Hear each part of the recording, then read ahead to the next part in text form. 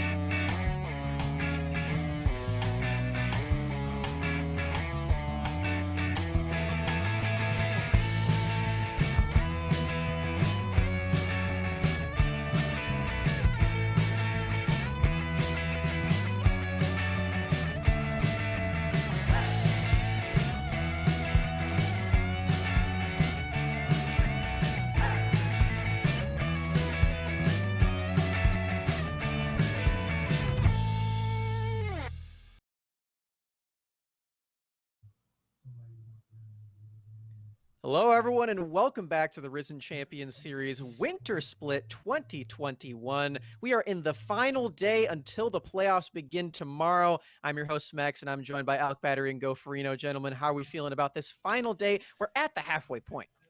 Last day for Risen, baby. Before we get right into those, I'm looking forward to see what we get tonight from these 2 teams. Wow. Yeah. Couldn't have said it better myself, guys. We've got some really good stuff coming up your way. Today on the mainstream, we've got Wildcard versus ANEW Esports in a best of 3. And yeah, this could not be more close, I think, looking at the standings and stuff like that. And it could not be more severe for these teams to have to win on the day, Jack. They literally have to win today if they want that chance to get into the playoffs here, Max. This is do or die, make or break, your last shot to catch that train to meet your sweetheart honey in Alabama, because you miss this one, you're getting that 40 points maximum. Maybe for ANEW, that might be a sweetheart. They got a bunch of sister teams. That's true. Oh, okay. All right. I'm getting word from our head producer, Joe, that is not allowed. My cam might get pulled in a bit for after that one. Let's, sweep it under the rug. Okay, well that was not in the script for what we were talking about, Dimitri. But you know what? You know what is in the script to talk about today, Alec? I want to hear from you one more song so we get into the Ravish report today. This might be the last time we see him, right? Maybe not. That's an awfully hot coffee pot. Ravish forecast. He's wrong. Probably not. Yeah. This is you know what, man? That was my favorite one so far, Dimitri. Thank you for the very, very, very warm welcome. So let's get right into the Ravish report. Yes, sir. I want to go ahead and start off the top of the day with something solemn, not something super related, but I want to give my heart. I want to give my heart, and also point out that today is MLK Day, ladies and gentlemen. This was actually posted a picture by EG themselves to celebrate. It's absolutely fantastic, man. I love it. Can we go ahead and get 2 heart claps for him? Thank you. Now, moving right along and going back and looking at the series that we had on the stream, I want you to look out for what was the Wildcard and EG match, right? That we saw yesterday. People before this were looking at, they were like, man, a lot of them looked like our producer Rando Joe here, guys. They were just not happy with what we were seeing so far. Or perhaps even like you, Dimitri, who were just sitting at the back, maybe hoping for something to start. You can say that Dimitri is definitely whelmed. Yeah, actually, I did not realize we were pulling that picture too. Holy 100% we wow. are though, but that didn't happen. I know you all were glued to your screens and watching the game that we saw yesterday here, man. Because between both teams, Wildcard and EGP, they came out swinging with the clip that we saw, right? And it took it to almost a best of 3 as well, right there at the end. Not only was the series a banger too, we also got just the pleasures of having and hearing Mark Ruff R&B and also Cubby as well. So shout out to those guys. Any quick thoughts you all about the series yesterday? I got a few rando thoughts. It was a banger series. Okay. We again proved, like I said, that the mainstream for Risen is not just best of 2s. So really happy about that one. Yeah, very See? true. I like that you shouted out our boys Cubby and Rafa there. They did a great job. Yes. We got some fun clips out of those too also. Speaking of fun clips, actually, leads me right to my next transition, because there was one really fun clip which happened there in the bot lane too, which allowed Risen to become a little bit famous. Now, if you remember this from game number 3, it was a back and forth with with the Rel engage, and it looked to be so bad. It looked to be like it was over. It was done for. Samira was dead on my screen, but suddenly this happens. See, this is Smacks getting to write the script so he can pad the Rel KDA win rate. So Still lost the game. Remember to pick Rel. I pretend I do not. Which is why people should pick Rel. You're exactly right here, Sam. But not only because that, we also made it onto a famous YouTube channel. Guys, we did it. Yay! Shout out to them for I'm going not and on the featuring famous us. YouTube channel, so my enthusiasm is a little bit under the bridge. Well, Alec, you're now next to a famous YouTube channel on this screen. So. Oh, yet again, I'm being gapped by Mark. By Rafa to see how many times I can almost end up on the same platforms he's on. Now, it is understandable, Dimitri, but maybe we can go ahead and raise back up your excitement with what happened on Risen 2 yesterday between the Barrage Mirage match that we saw right now. Try saying that 3 times fast. I'm not going to test you, but we all know that it is quite hard for you at home as well. Join along. Barrage Mirage, Barrage Mirage. You just said you weren't going to try it, and you go for the 2-time. Yeah, you got to do it a 3rd time. Yeah, Barrage do Mirage. it. Nice. Wow. See, because that on its own, although this is always yet again proves that Barrage was here to play, here not taking any victims at all, and they're serving nothing but what Caster XT likes to call who their owner, by the way, nothing but 0-2s across the board, because I believe there it is. He's even exemplified this right here. The best There he t-shirt. is. Literally the best tee I've seen made for amateur. That's All of That's their a tank merch. top. That's Not a a tank t-shirt. top. Doesn't matter. It doesn't matter. Still right, better all than right, that all right. TFT jersey you got on. Still better. 0-2. Classic. I mean, if you want to get technical about it. Oh, we're bashing TFT now, are we? Okay. I mean, it is sad though. But speaking of which, too, with all these teams already making it EGP going forward here, and along with Barrage as well, there were some teams that didn't make it. Now, Hiyami chose to go ahead and call them out, right? That being the PP teams that we do so like, though. But gentlemen, I do want to go ahead and point out one thing. If you'll notice, the commonality in this picture is that all of these people did also not make it to playoffs. So Yes, they Sorry. did not. Yep. They did not make playoffs. So no. banger tweet kind of feels like a stab in the back a little bit. A little It takes bit. one So, to know I mean, one. I mean, like, Exactly. but like, I'm gonna see you in Exactly. big, right, Hiami? I'm gonna see you there, bro. Good luck then, buddy. That's what matters. And going ahead and ending off with, along with more teams starting up, the LEC also back at it too, because all the points that we have exemplified are being looked at by the top tier teams, right? Because look, remember here, Quick Shot Vedius was also looking at all the points that were given over the barrage, which I know we said yesterday that the points don't matter, but clearly they do if Dracos and Vedius and all of them are looking at it as well. Math checks out. Yeah. Honestly, The math checks out. 70 does in fact equal 70 points. It does At indeed. least. Nothing to be puzzled about, but I know we all had a little bit of fun here too, because going throughout their day, I also noticed some exclusive clips from the LEC studios of them looking at a Risen bride, right? From of an actual Risen segment. I mean, how do you think the LEC has such a banger desk? They're just Exactly. copying Yeah, from they're- the best. Yeah. They're taking notes over there in Berlin from, They want from to us. make sure, yeah, they want to look at grassroots organizations. They're like, hey, maybe they're doing something right over there. They gotta maybe get Sam over there in the middle. And they're only Yeah. choosing copyright safe hot dogs, of course, Yes. and nothing. They can probably and- play the license though. Ooh. I really like that I'm on the screen twice right now. This is very nice. All right. Sam's Just give ego is yourself a filling pat on the right back up. already, Smacks. And one final picture, I believe, which they were all pondering as to how they can cleanse this impurity, which presents itself in League of Legends. That being, BMO, of course. BMO? Oh my god! Sorry, gag Hey. reflex kicked in. Sam, could I you love possibly Emo. walk me through why they would be walking like looking at this? Because I still have. Because BMO is so cute and he's so happy. You can see that he's smiling twice because his hat is smiling and he is also smiling. Thank you, Ravish. I agree. I was literally awful.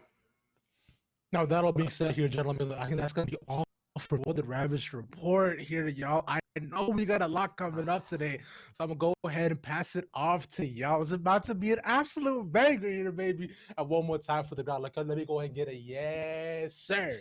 Which one, Yes, y'all? sir. Yes, sir, Yes, boy. sir. Let's go. Yes, Y'all the sir. All right. Oh, Thank boy. you so much, Ravish, for your report as always. Very nicely done, giving us the forecast and all of that stuff, and even throwing in that BMO image. I'm glad that my $20 was worth it for that one to slide that one in. Excellent work.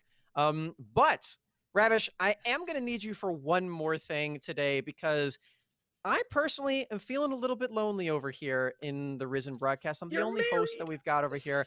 I need to find myself a date to playoffs because there are a lot of teams that are trying to get into that playoff spot right now, trying to get up to where Barrage and Evil Geniuses are. I need these teams to woo me. I need these teams to impress me, and I need them to knock my socks off. And yes, this is related to me, my wife Cassidy, and my friend Emily all watching The Bachelor every Thursday night. We are all enamored with that show. But Jesus.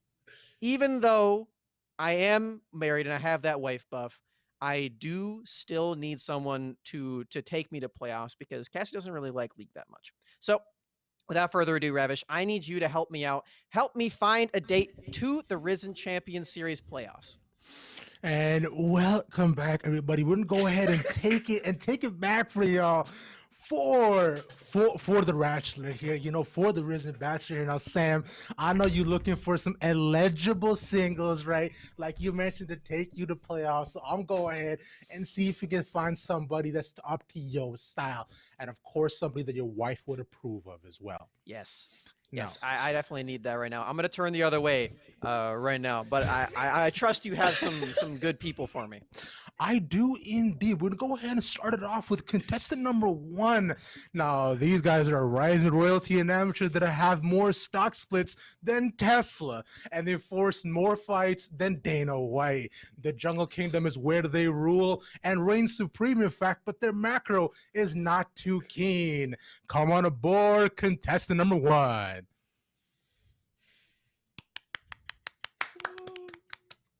All right. Okay. contestant number one, thanks for joining me here. I hope you can find some time out of your busy Risen schedule to answer some questions for me, because I am looking for an eligible date for playoffs. All right. Mm-hmm.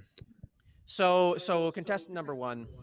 Firstly, I gotta ask, if our date tomorrow for the playoffs was any Twitch chat emote, what emote would it be? The emote would probably be Big Brother. Big Brother. The one that looks like Tyler won. Okay. All right. Yeah. I haven't seen that one in a while. You know, that's okay though. I'll have to take a look after this. I've got another question. It's got like a big smile. Yeah, it looks like Tyler won, and it's got a huge smile on it. That's all I got. Oh, that's very sweet. That's very sweet. Contestant number one. All right. I got to get down into the nitty gritty though. So contestant number one. Contestant number one. I have a cat. His name is Patrickless, and he gets a little unruly sometimes. And that is reflected very well in when I play League of Legends in the bot lane, because I have to deal with the unruly AD carries that are in my lane. So for you and your AD carry on your team, how does your team really play around when he gets to be very unruly as an AD carry player, and as all of them do? What do you do to really support him and let him play to the best of his ability? Well, thankfully, we have a little bit of an older name in our support position, and I think that this kind of player who has a lot of experience playing many different roles would be able to kind of just relate with the player, say, hey, if this is the case, then let's kind of play around that. Let's trying to kind of embody, hey, if you're going to do that, might as well just go along with it. Let's get crazy. Let's all do it. Let's cut loose a little bit. Plus, I'm very, very secure that our top end mid laner can definitely iron out any of the kinks going through. So I'm not afraid if our AD carry gets a little bit wild. Okay. All right. Thank you, contestant number one. I've got a lot to think about after that answer. No problem. Very, very cool. Thank you, contestant number one.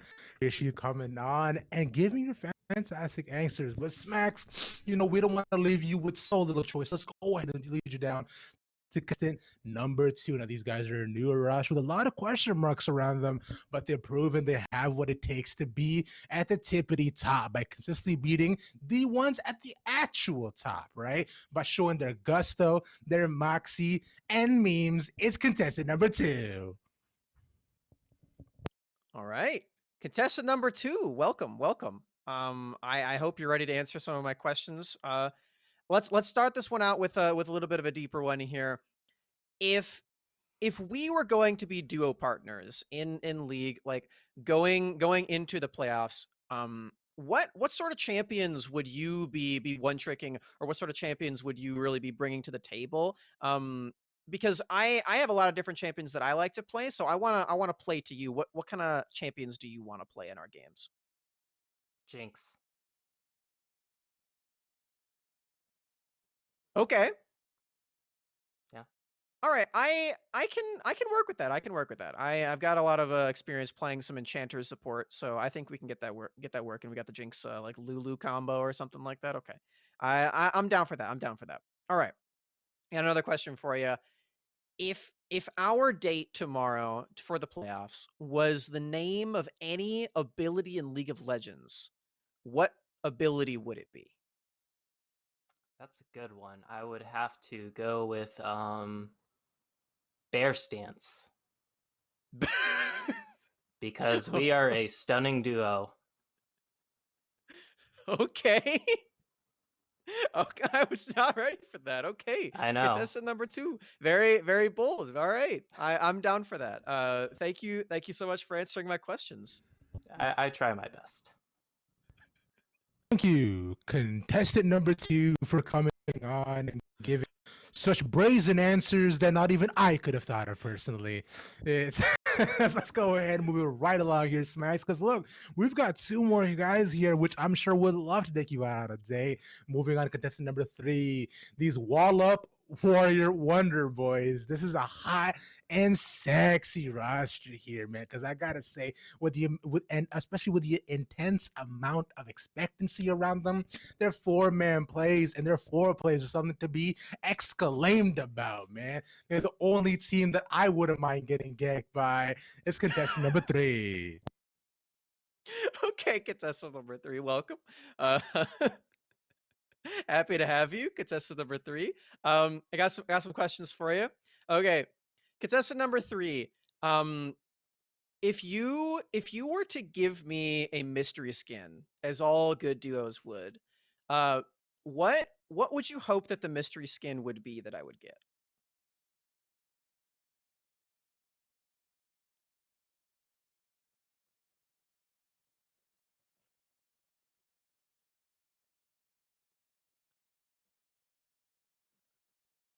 Ah, okay, okay.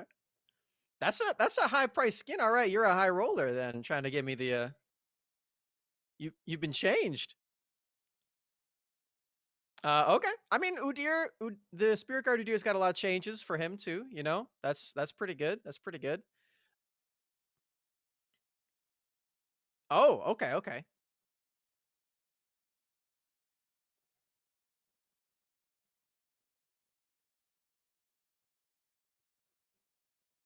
You don't take cheap food. Go for the high class steak. Okay, okay. Which Alistar skin in particular?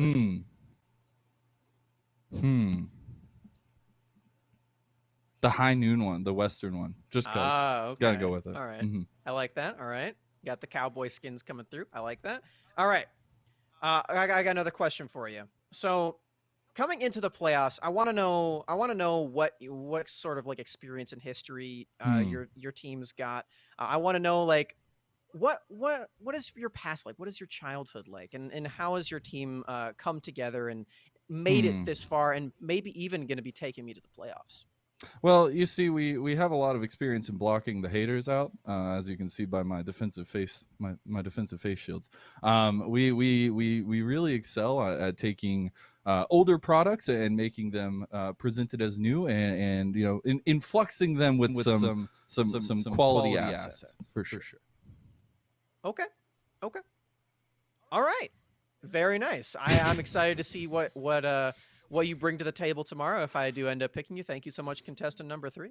You'll be lucky. Thank you very much, contestant number 3. Now, I gotta say here, guys, I'm taken over by him because you can see that he has a lot going on. But that does mean we only have one more contestant left to go here, Smacks. Now, don't you worry, because maybe we might or might not have saved the best for last. That is up for you to decide. Now, with that, contestant number 4, they're the coolest kids in school, but they won't play you like a fool with the roaming plays and champion pools deeper than the Marianas Trench. They're sure to make you melt with their snowballing leads. This is contestant number 4. All right, that's quite an entrance. Contestant number 4, how are you feeling? Feeling great. How you feeling? I'm feeling great as well. I'm excited to see some gameplay, but before I gotta hear some answers to some questions here. So, contestant number 4, for our date tomorrow for the Risen Champion Series playoffs, what kind of food would you get for us to eat while we're there for the playoffs? Ooh, that's a fantastic question. If I had to guess, I'd go with something old school that you eat for a sporting event. So I'm gonna go with the classic pizza, man. That's just how the team rolls. Okay, all right, got some pizza. What kind of toppings on there? Pineapple, corn, a couple other of the best kinds of toppings that you ever come up with, things of that sort. I might have to ask you to hold the corn there. I'm one for pineapple though. Sure. I can get a little bit daring with that one, so I can live with that. All right, I got one other question for you. Sure. If we were in the playoffs event and we had to pick a place to sit, what role in your League of Legends team would you sit by? Would it be the top lane? Would it be the bot lane? Like where are we sitting? Are we sitting in the jungle balcony? Where at? Oh yeah, we're sitting in top lane. We're sitting on that little ridge that the frog likes to jump off of, so we can look over the Oh. big horizon and the dragon, like a nice romantic sunset, things like that. Okay. All right. Well, what does your team got going on up there in the top lane? We got one of the best in the top lane, man. Some of the best that ever existed. So don't you worry about our top laner. Keep us nice and safe as we're up there in that overlook, waiting for the dragon. Actually, you know what? I tell you what, we got 3 other teams too that can help defend that top lane as well. So don't worry about it too much. Okay. That sounds very nice. Mhm. I'm definitely down for that. I like sitting by the frog up there. All right. Thank you very much, contestant number 4. Thank you. Now, with that, Smacks, you have a very tough choice to make.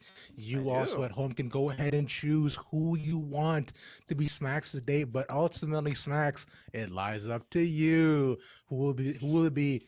Contestant number 1, 2, 3, or 4? You know, I've been thinking about this a lot. I imagine. And I think personally the thing that drew me in the most over all these answers was actually contestant number 4 with the froggy date in the top lane. I'm gonna go with contestant number 4. Contestant number 4, you're gonna be my date to the playoffs tomorrow.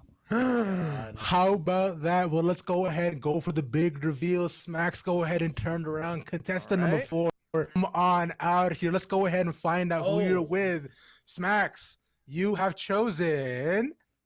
Come on now, contestant number 4. Now, don't be shy. I want to go ahead and see you yet again if we can, because you know what? Here, you have chosen ANEW Esports. You're going to the playoffs with Wow. them.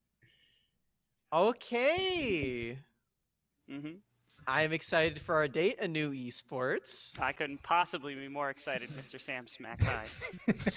Thank you, thank you. All right, I'm ready. Now, with that all being said here, folks, I'm going to go ahead and pass it off to our analyst. That's been all for me, your host for the evening, Smacks ANEW. I hope you guys have a wonderful time tearing it up on the Rift. All right, thank you so much, Jesus. Ravish. I'm very excited for my day with ANEW Esports. I'm excited to see if they actually do make it to the playoffs today as well. They're gonna have to go through Wildcard, who may or may not have been one of the other contestants. I don't actually know. But yeah, that was a lot of fun. Oh, my analysts are back. Hey. What do you think of my date choice? Your date sucks. You need to wait till Pick the wrong Thursday for one. that sort of stuff, Smacks. I'm sorry. Okay, well, I am so sorry that that you think I picked the wrong one, but I don't think I that. think I know I think it. I've got myself a winner. But you know, we still have one more thing to do here today on the Risen pre-show here. I want to talk a little bit about what you guys would pick for your duo partners coming into today. I'm going to start with you, Alk Battery. What duo partner would you have on the Rift out of this game? Well, Smacks, you, sir, are actually very familiar with this guy. Got to kind of talk to him on the Proving Grounds podcast. None other than Legendary Five Fire. This guy is absolutely nuts. Not only 2-time AM champion, take a look at that. His stats are going to be nuts. Yes, they did kind of fall over in that Mirage matchup, but there's nothing that I just don't love about this guy. Insane what we can expect from him.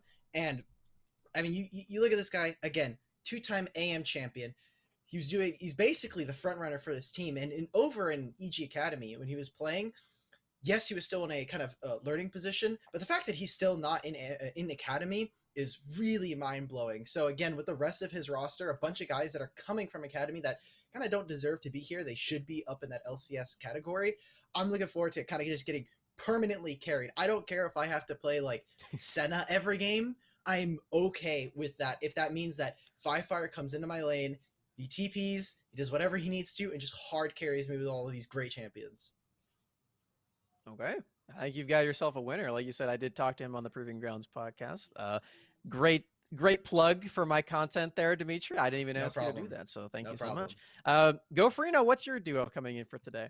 Well, I gave a shout out to the other big carry of Wildcard yesterday. I'm going to give it to the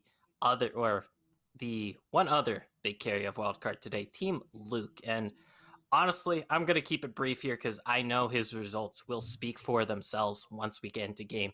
He is a monster on the AD carry role. We've seen how well he synergizes with Daption in that bot lane, and I can get in on that synergy pretty well too because he can probably carry my keister, my hindquarters, whatever you want to call your booty, all the way up to out of gold. Well, Jack, aren't you also a bot lane player? What role would you play? I do support as my secondary, so I can simp and be ooh-woo. Okay. You're All right. replacing I'm down Daption. for that. Those are big shoes. Those are big shoes filling out on Daption.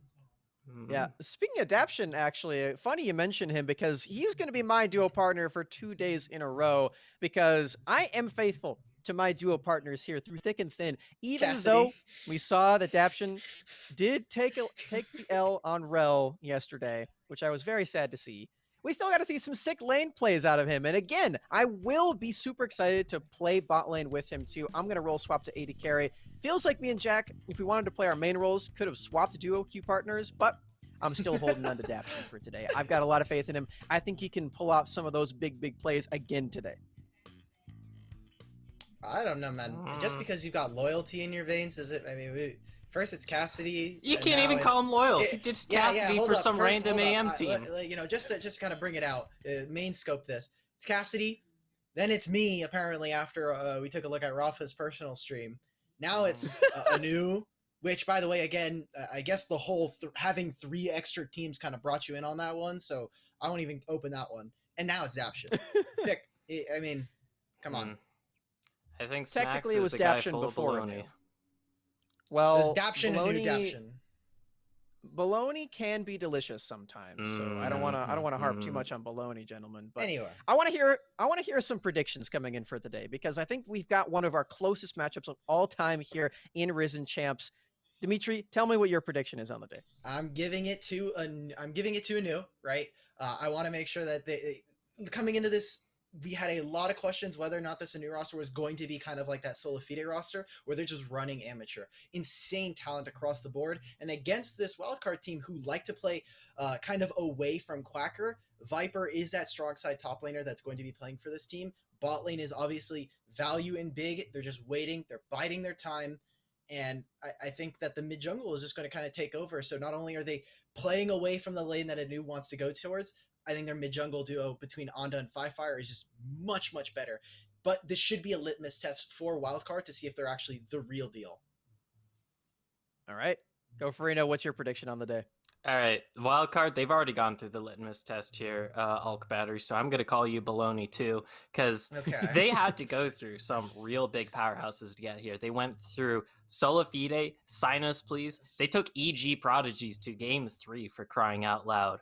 Like, they have been punching above their weight consistently here, and they've already proven themselves more or less, and we're going to see the results tonight, I feel, because I was already talking about Luke. He is insane. We know Xeno is insane. We know their jungler, Trixer, is insane, and we know how Daption plus Trixer, they can really control the map with their insane macro. Let Wildcard get those objective leads that they're so known for. Let them take over the game and dictate the pace of the game here.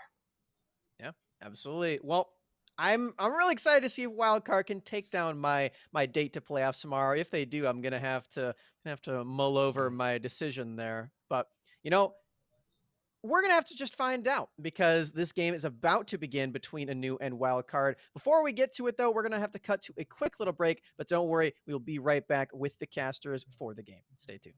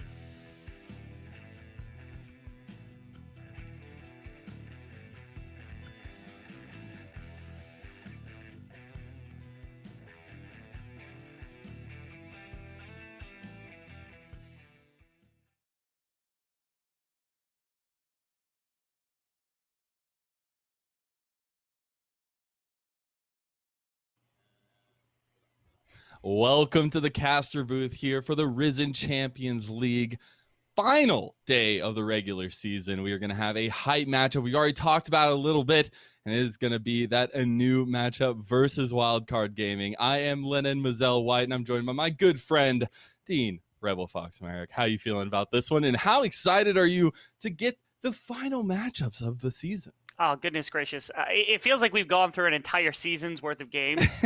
Wait, we have, but it's only been a couple of days. It felt like a whole season, but I mean, the number of good teams we've seen, the amount of good play we've seen, and now coming to an end, unfortunately, a few teams get to go into playoffs. Some teams have to come out of playoffs. I'm just excited for the League of Legends because that's about all I can do at this point.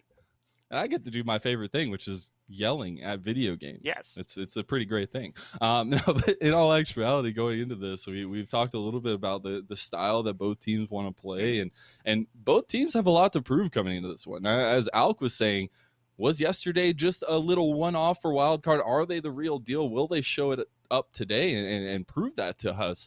And on the other side, you have a semi-pro roster here. You have ANEW coming in. You have all these pieces, Fire being this just integral piece to their machine, if you will.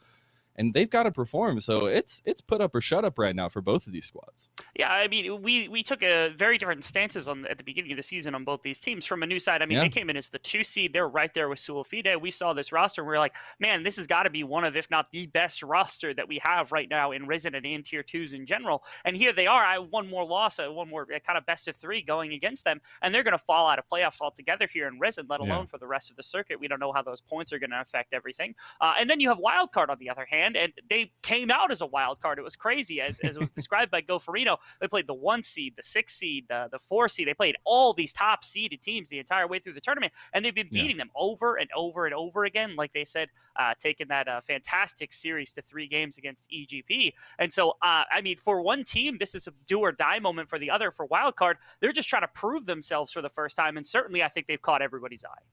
Yeah, for sure. And I loved it because talking to both of these teams a little bit and while we were prepping for these matches, it's really interesting to me because both teams are kind of approaching this with the same mindset. Get tempo going early in the series, get an early advantage for themselves, make sure they're making a mark on this series and claiming that spot in the playoffs. So it's going to be a lot of butting heads here. I'm 100% for sure of that.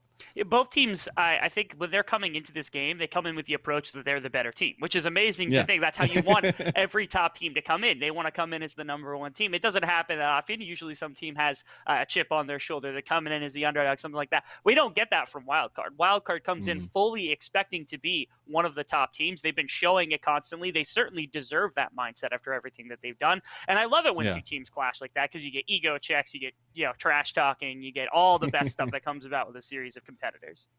And that's the funnest part of it all, right? It's all the things behind it after the initial League of Legends on the Rift. But I just going into this one, especially with all the outside influences, all the tweets going down on the side of Wildcard, gotta expect that they have McDonald's prepped and ready to go for tonight, right, Rebel? Yeah, you got to appreciate the fact that Wildcard was able to take that victory and give everybody here at Amateur just a little bit more fun. It's just a great time. Day.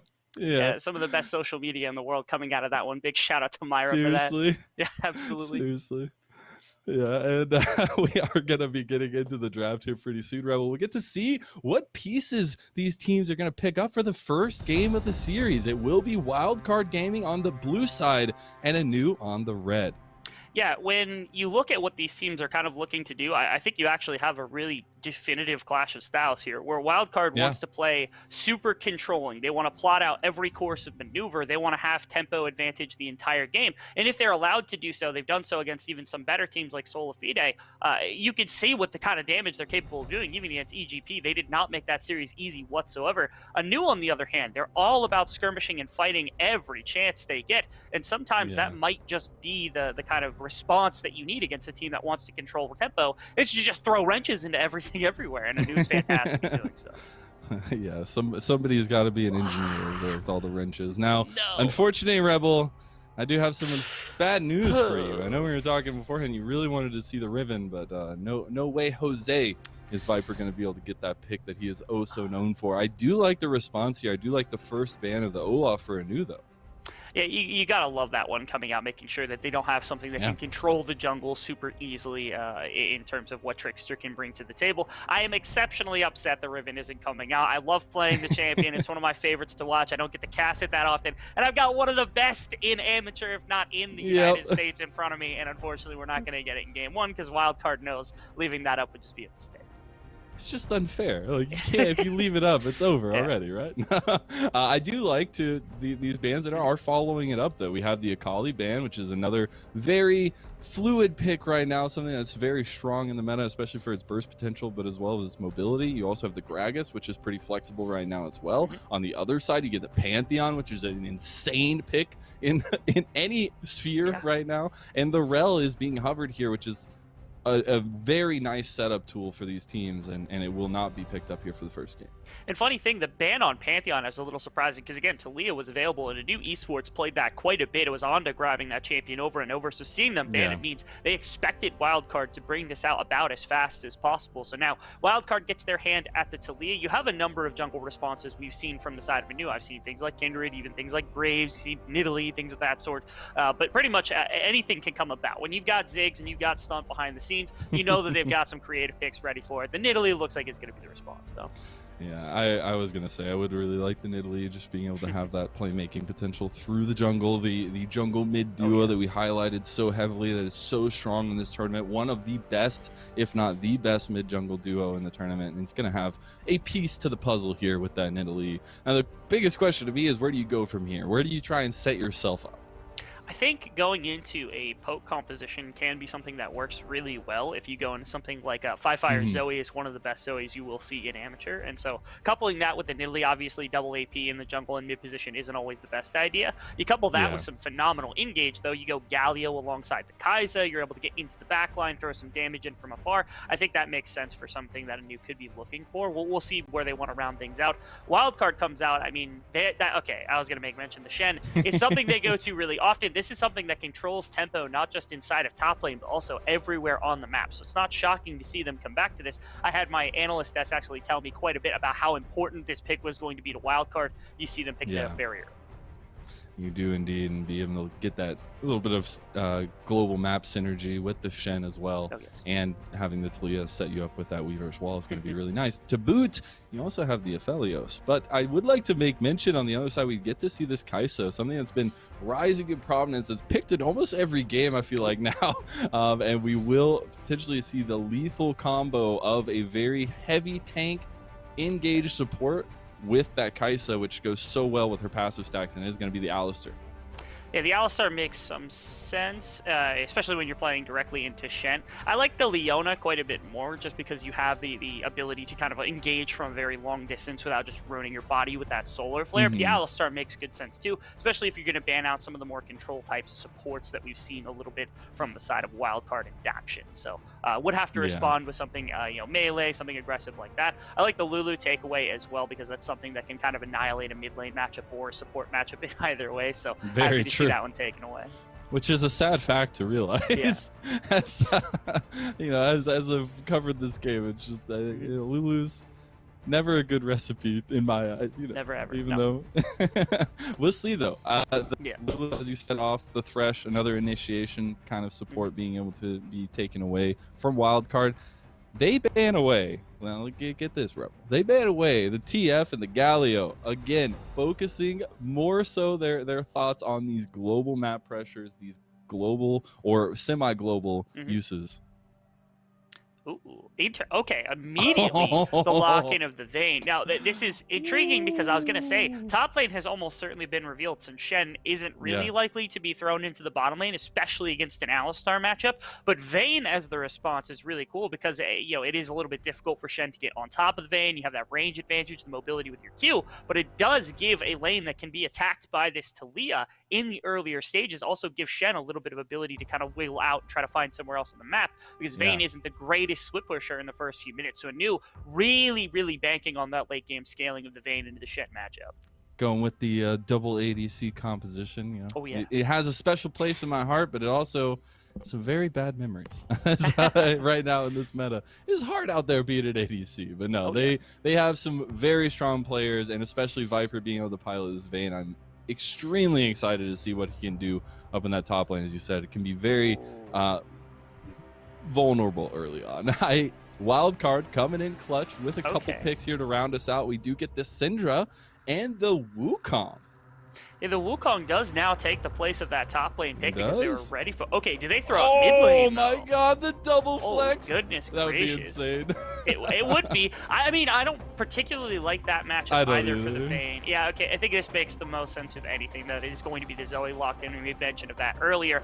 It is a bit tougher of a matchup for the Vayne in the top side up against the Wukong than it might have been the Shen, but it does give bot lane a little bit better of a matchup. The Shen can't really do the same kind of dive and aggressive type plays that you would be able to against something that was a little bit more enchantery or something along those lines. The Alistar could just headbutt him right back out, but now, I mean, you don't have that ability for the Vayne to take over top lane as quickly. And that's the biggest thing, right? I feel like Wildcard have pulled out their sleight of hand here, being able to put, as we're going to keep on brand here, throw a wrench into a news plans. As, I really think that Wildcard have come out with a very solid draft here in the first game, and I think there's some pieces, especially looking at Fire Zoe, that I'm really wanting to see go through in the game. Viper being able to have that Vayne as well. I'm wondering how that early game is going to play out, how these junglers are going to get involved, and that's just the tip of the iceberg of excitement for this game one of a best of three Rebel. Oh, yes. And I think also you put Xena, one of the guys we've hyped up so much, on something like the Syndra where you can get some priority on the Zoe, get aggression into the Zoe, control the map with the Talia, very high priority pick. Shen can move around the map. This is that control style from Wildcard. They should be able to hold the river for at least a good amount of this game without having to worry about ANEW. And ANEW, they come out swinging with this Vayne pick out of nowhere. So they're trying something to get into this playoffs. You know that they're looking to take everything they can and the kitchen sink and just throw it out the window. Yeah, I love it. I'm a big thinker of you should go out swinging in game number one, throw everything out there, then build back, see what happens, where you can change. And throwing in a Vayne in game number one, even though it probably didn't end up how they wanted it to, they were like, oh man, this is the big brain. We got to throw the Vayne in there. It's going to be crazy. And they're like, wait, hold on. We got a Wukong. But I'm really interested in how these individual players are going to kind of play out early on. Yeah, a player like Viper, I mean, you think about him going into playoffs, playing for FlyQuest, things of that sort. He's the type of player you would expect to bring out something like the Vayne in a top lane matchup. Obviously, he's had some good performances here in Academy. They must trust him, think that, oh, okay, this matchup's going to go fine for him no matter what. It's going to take a little while. Again, the Wukong is pretty decent into the Vayne, especially with that clone, being able to cancel auto attacks, things of that sort. But the aggression that can come out from ANEW Esports with this combination of both the Nidalee and the Zoe, it's bound to be exciting. That poke composition between those two players that you highlighted as being some of the high points of ANEW, I really want to see what they can do in this early game. Yeah, and I just find it really interesting that this is the draft we've come away with now. And some parts of it lean into the narrative that we've developed for both of these squads, where, you know, ANEW really like to play through the top trio of people. They've got the top lane, mid lane, jungle duo. It's all really good together. Whereas you look on the other side, Wildcard, yes, they do have some plays to be made throughout the mid and jungle duo as well, but they focus a lot on the later parts in value in the late game, as we've established over this last year, proving or scouting grounds. They like to play through the bot lane and be able to secure wins through there. So I'm very interested on how these kind of first comps are going to be put there on the chess table.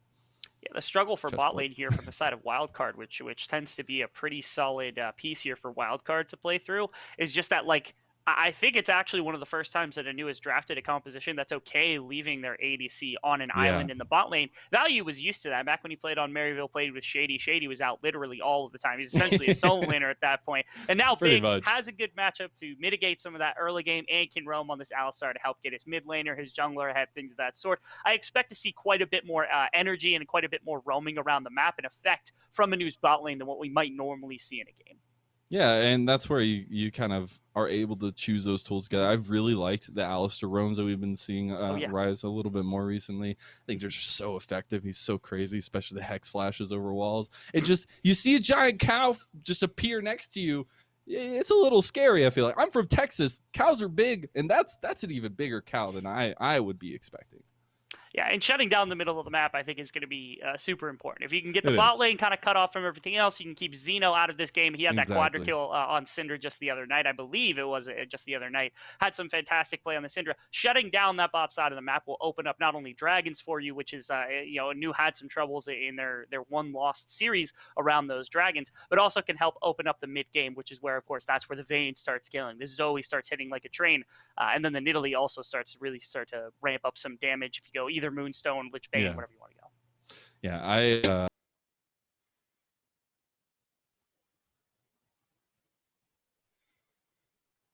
Hello? Okay, cool. It looks like Mr. Lennon has disappeared here for just a second, so it's just going to be me for a little bit. I'm excited to see what these two teams are capable of bringing out in the earlier moments of everything. Of course, the Taliyah jungle, you got a response into the likes of the Nidalee. You have to think that you're going for that aggressive type play, the Ludens and things of that sort. The Nidalee, on the other hand, we've seen things like the Moonstone Renewer with Ardent Sensor, with Staff of Flowing Water to try to get some extra damage and things of that sort. So these two jungle builds is something I'm going to pay attention to mostly, whether the Taliyah is going to be able to supply enough of that damage, or that Moonstone Renewer with the double ADC is going to be something big as well. Yeah, I think that's going to be the most interesting point. Sorry about that. My internet just decided problem. to do wonders. But we are still getting ready for this game. We just had a few little delays while we do, but I'm just so ready to see. I know I've hit on a couple little pieces, Five Fire Zoe, we get to see all this stuff. Vayne was just not what I was expecting, Rebel. It's just not. I know we've talked about it, but my goodness, we are going to get to see it on the Rift and see what kind of things we get out of it. We're going to be hitting the Rift right now with ANEW versus Wildcard Gaming. I am unbelievably ready to see some fireworks, to see some action, to see who gets to continue on in the playoffs of Risen Champions League, or who gets left out in the dirt, in the dry, in the rain, whatever you want, whatever kind of environment you want to be, who's going to get left out on the other side. Now, for all the excitement, all the hype we're putting behind this game, there is only a little bit of disappointment in my mind in the fact that it's not Riven top lane instead of the Vayne. I can't help going back to it. We're just gonna. It's the theme. It's the theme. It is. They just love to disappoint me, don't they? They had to ban away the Viper or the Viper's Riven just so we had to get the Vayne, and that's you know what, his name describes it perfectly. I hate it here. You have to give me what I want. I'm gonna be real frustrated about a single Riven tonight. Well, hey, maybe if the Vayne doesn't pop off, they'll be like, okay, we feel bad for him. We'll give him the Riven, and then he'll get it, and you'll be happy. It'll all just be a great series of events. Wildcard will feel bad for Viper not getting his one trick. I believe that is true. 100%. That is the belief that I have, Rebel. You will not stop it. Oh, that's unfair. I would normally say that's fair. That's just simply unfair. That's never going to happen in this series. All right. Well, we're not getting crazy invades, which is nice. We don't have something like a Braum, but Shen can get some damage done in the early game with a taunt flash or something along those lines. Play some weird games if you like to go over the wall or something along those lines. But in this case, they're just going to the pure 5-point. No late invade, nobody trying to snag something. It's a little new for Wildcard. Typically, we've seen them a couple of times over and over again like to go in for those early invades, get that initial punch off into these matches, but just playing a little bit more respectfully against ANEW here. Yeah, see a interesting start for the junglers, especially there for Trickster, who was able to get on the red side start by his lonesome. We do get the early fight here. I was gonna say Dapshid looking for the alcove gameplay here. I do have a question for you real quick before we get into the nitty-gritty of this one. But we heard ANEW has some very interesting interactions with their coaching staff, Zig and Stun. They like to play solo queue together. Who do you think? And from apparently what we heard was they played against each other last. Who do you think came away with the win? The coaches or the players? Oh, it's got to be coaches. I can never bet against the coaches, man. I'm a big stunt fan, so I agree. Yeah, I'm a big stunt fan too. Back when he played Nami, it was one of my favorite things in the world. Yeah. I'm really hoping he forces the team to play an Enchanter at some point because he'll make them do so. But his Nami play was something that inspired me to play a lot of the Enchanter supports that are at the top of my mastery points nowadays. So what you're telling me is Stunt needs to live vicariously through his team. Yes, he does. Okay, cool. That is correct. Sounds good. All right, so what we're looking at here is Trickster is actually looking for an invade over on to the jungle of Anda. He will find him. I don't know how this is going to go. Anda is going to be forced to flash over the wall. A little bit of shenanigans back and forth there. Trickster finding a bit of an in-game, not able to find it quickly enough. Stays relatively healthy, gets to stay away from the camps quite a bit as the likes of the Talia, and so Anda playing in that Cougar stance does make him a melee champion. The hard part about this now is the Scuttle Crab fight, which Nidalee wants to get to this and compete for, but Xeno's going to be here first. Ooh, nice pickup in that aspect by Trickster. Now, see what Firefire can do here. It did land the Sleep Trouble Bubble, and that's going to be a lethal combo between the two, but it's still early for that. They're going to follow it up, trying to get the execute, but that's going to be a lot of damage being put down. Flashing forward, and that's going to be first blood for Firefire. And they are able to find an early lead, almost a second kill there with a nice little throwaway spear, but ANEW up early. I thought that tanked spear was going to be enough to maybe get them out of that situation, but they held that flash so long. You're going to watch this. This is the bubble. The spear does get tanked by Xeno, which I think was really good by Xeno. The problem is nobody really has the phenomenal damage. The red buffs are only enough to slow down this team enough. You see that is Trickster flashing over this wall, but it's not enough to get him away there. I really did think no one was going to have the damage, and this was just going to end up being a wash, but the very late flash over the wall by Trickster ends up securing the kill here for ANEW after they had the Scuttle Crab secured. All they had to do was get out, but that's where they caught off guard. I love it because Anda gets his flash burned early in his side of the jungle. He says, no, I'm going to show you some revenge here. Was able to get a nice little play onto the opposing jungler. Quacker getting a little... okay. Revenge. Well, you gotta love it. Yeah, Firefire, he came over to help his jungler out because he had to sack his lane just a little bit. So now he's down 9 farm, and then immediately Trickster says, okay, you're going to burn your flash, I'm going to come in on you. We're going to get a replay of this situation. Oh. Misses the seismic shot. This is actually just good play from Xeno. Firefire thinks he's going to be able to get this kill against him. He baited him back in 3 times! No, Firefire! That's an ego. That's an ego death right there. You know, if he runs away, he might get out, but man, he was going for Xeno. It's fine. You get those out early, it's all good. And it's only 5 minutes into the game, so we're fine. That is nothing too crazy yet. And thankfully, Talia also picks up that kill. So you're going to get that damage onto that jungler who can maybe spread that out and about on the lanes. Quacker might run into some trouble here, and it's back into the top side. He got condemned into the wall there. See what he's got. See if he can get the damage down. It is non-existent, and Anda is able to pick up a kill. Yeah, Sheen available, so you know the trading, at least the thought process was there from Quacker, thinking he would have the burst damage necessary to bring down the ADC, who is exceptionally low here, but very clearly did not, gets brought down quick enough. So Anda strikes a couple of times on the map, already has those lucidity boots. The attempted response is actually this dragon. Trickster's here, though. I don't know if this is exactly what Trickster wants. He's in a precarious predicament here, but it will be the full engage by Big. See what they can get. Value gets flashed on there. They still get the kill onto the jungler. Value gets out as well. Daption still able to put down some decent damage. Oh! I almost thought he sniped it. They do take down the dragon. They get a double kill as well. Xeno could be going down. He's right for the picking. They will not be able to get any fruit out of him today, but it is a quick turn for ANEW, who are now 4-1 in the lead with the dragon. And this is what I was talking about before we started. Wildcard, when they make plays like this against other teams, oh no! Here's Quacker, Viper. No! Oh my goodness! That's one of those feels bad mans. As soon as you see her ulti pop, you're like, I'm dead. Man, that's a disaster right there coming out from Wildcard. Not only do you lose this kill on the top side, but you also lose this dragon play. This was supposed to be the response to the gank on top side by Anda, but they bought so much time. Big flashes into the pit, get this knock up, and then Firefire is able to find this kill. And Firefire kind of just runs this fight because of the focus they put onto Value. Yeah, he takes so much damage. I really don't know. I thought this W would hit too, but Firefire snags that one too. And in the meantime, they also get an additional kill on the backside of the pit as well as the dragon there. So huge play from ANEW Esports. Again, Wildcard thinking they made a play top lane, we're going to make a play into the bot side, and ANEW immediately responds. They're the ones constantly making this tempo advantage, exactly what I described for them to do for this early game. Yep. That's where we highlighted both these teams are looking for, and so far ANEW with the better preparation coming into game number 1. They are definitely looking for something down here, and they will find loot. That's a spear that lands. Daption will tank up a decent amount of the damage that followed. Nothing going to come of it from ANEW, who are trying to just get even more for themselves. Yeah, nothing too crazy yet. Again, this bot lane is doing all right. Luke is ahead at least a fair amount of farm over top of value at the moment. Wasn't able to get to that dragon fight, so instead just took a couple of waves. That's the real advantage they've got maybe on the side of Wildcard. If they can slow down the pacing, keep Luke involved. I mean, he's been so good over the last couple of weeks playing that carry role for this team, that if they're able to get him into the late game alongside Xeno on this Syndra, maybe get Quacker involved in some of these engages, they will still have a chance, but Xeno, I'm sorry. yeah. I just want to point out so that we got to see half of their nice communication, nice lane presence from ANEW.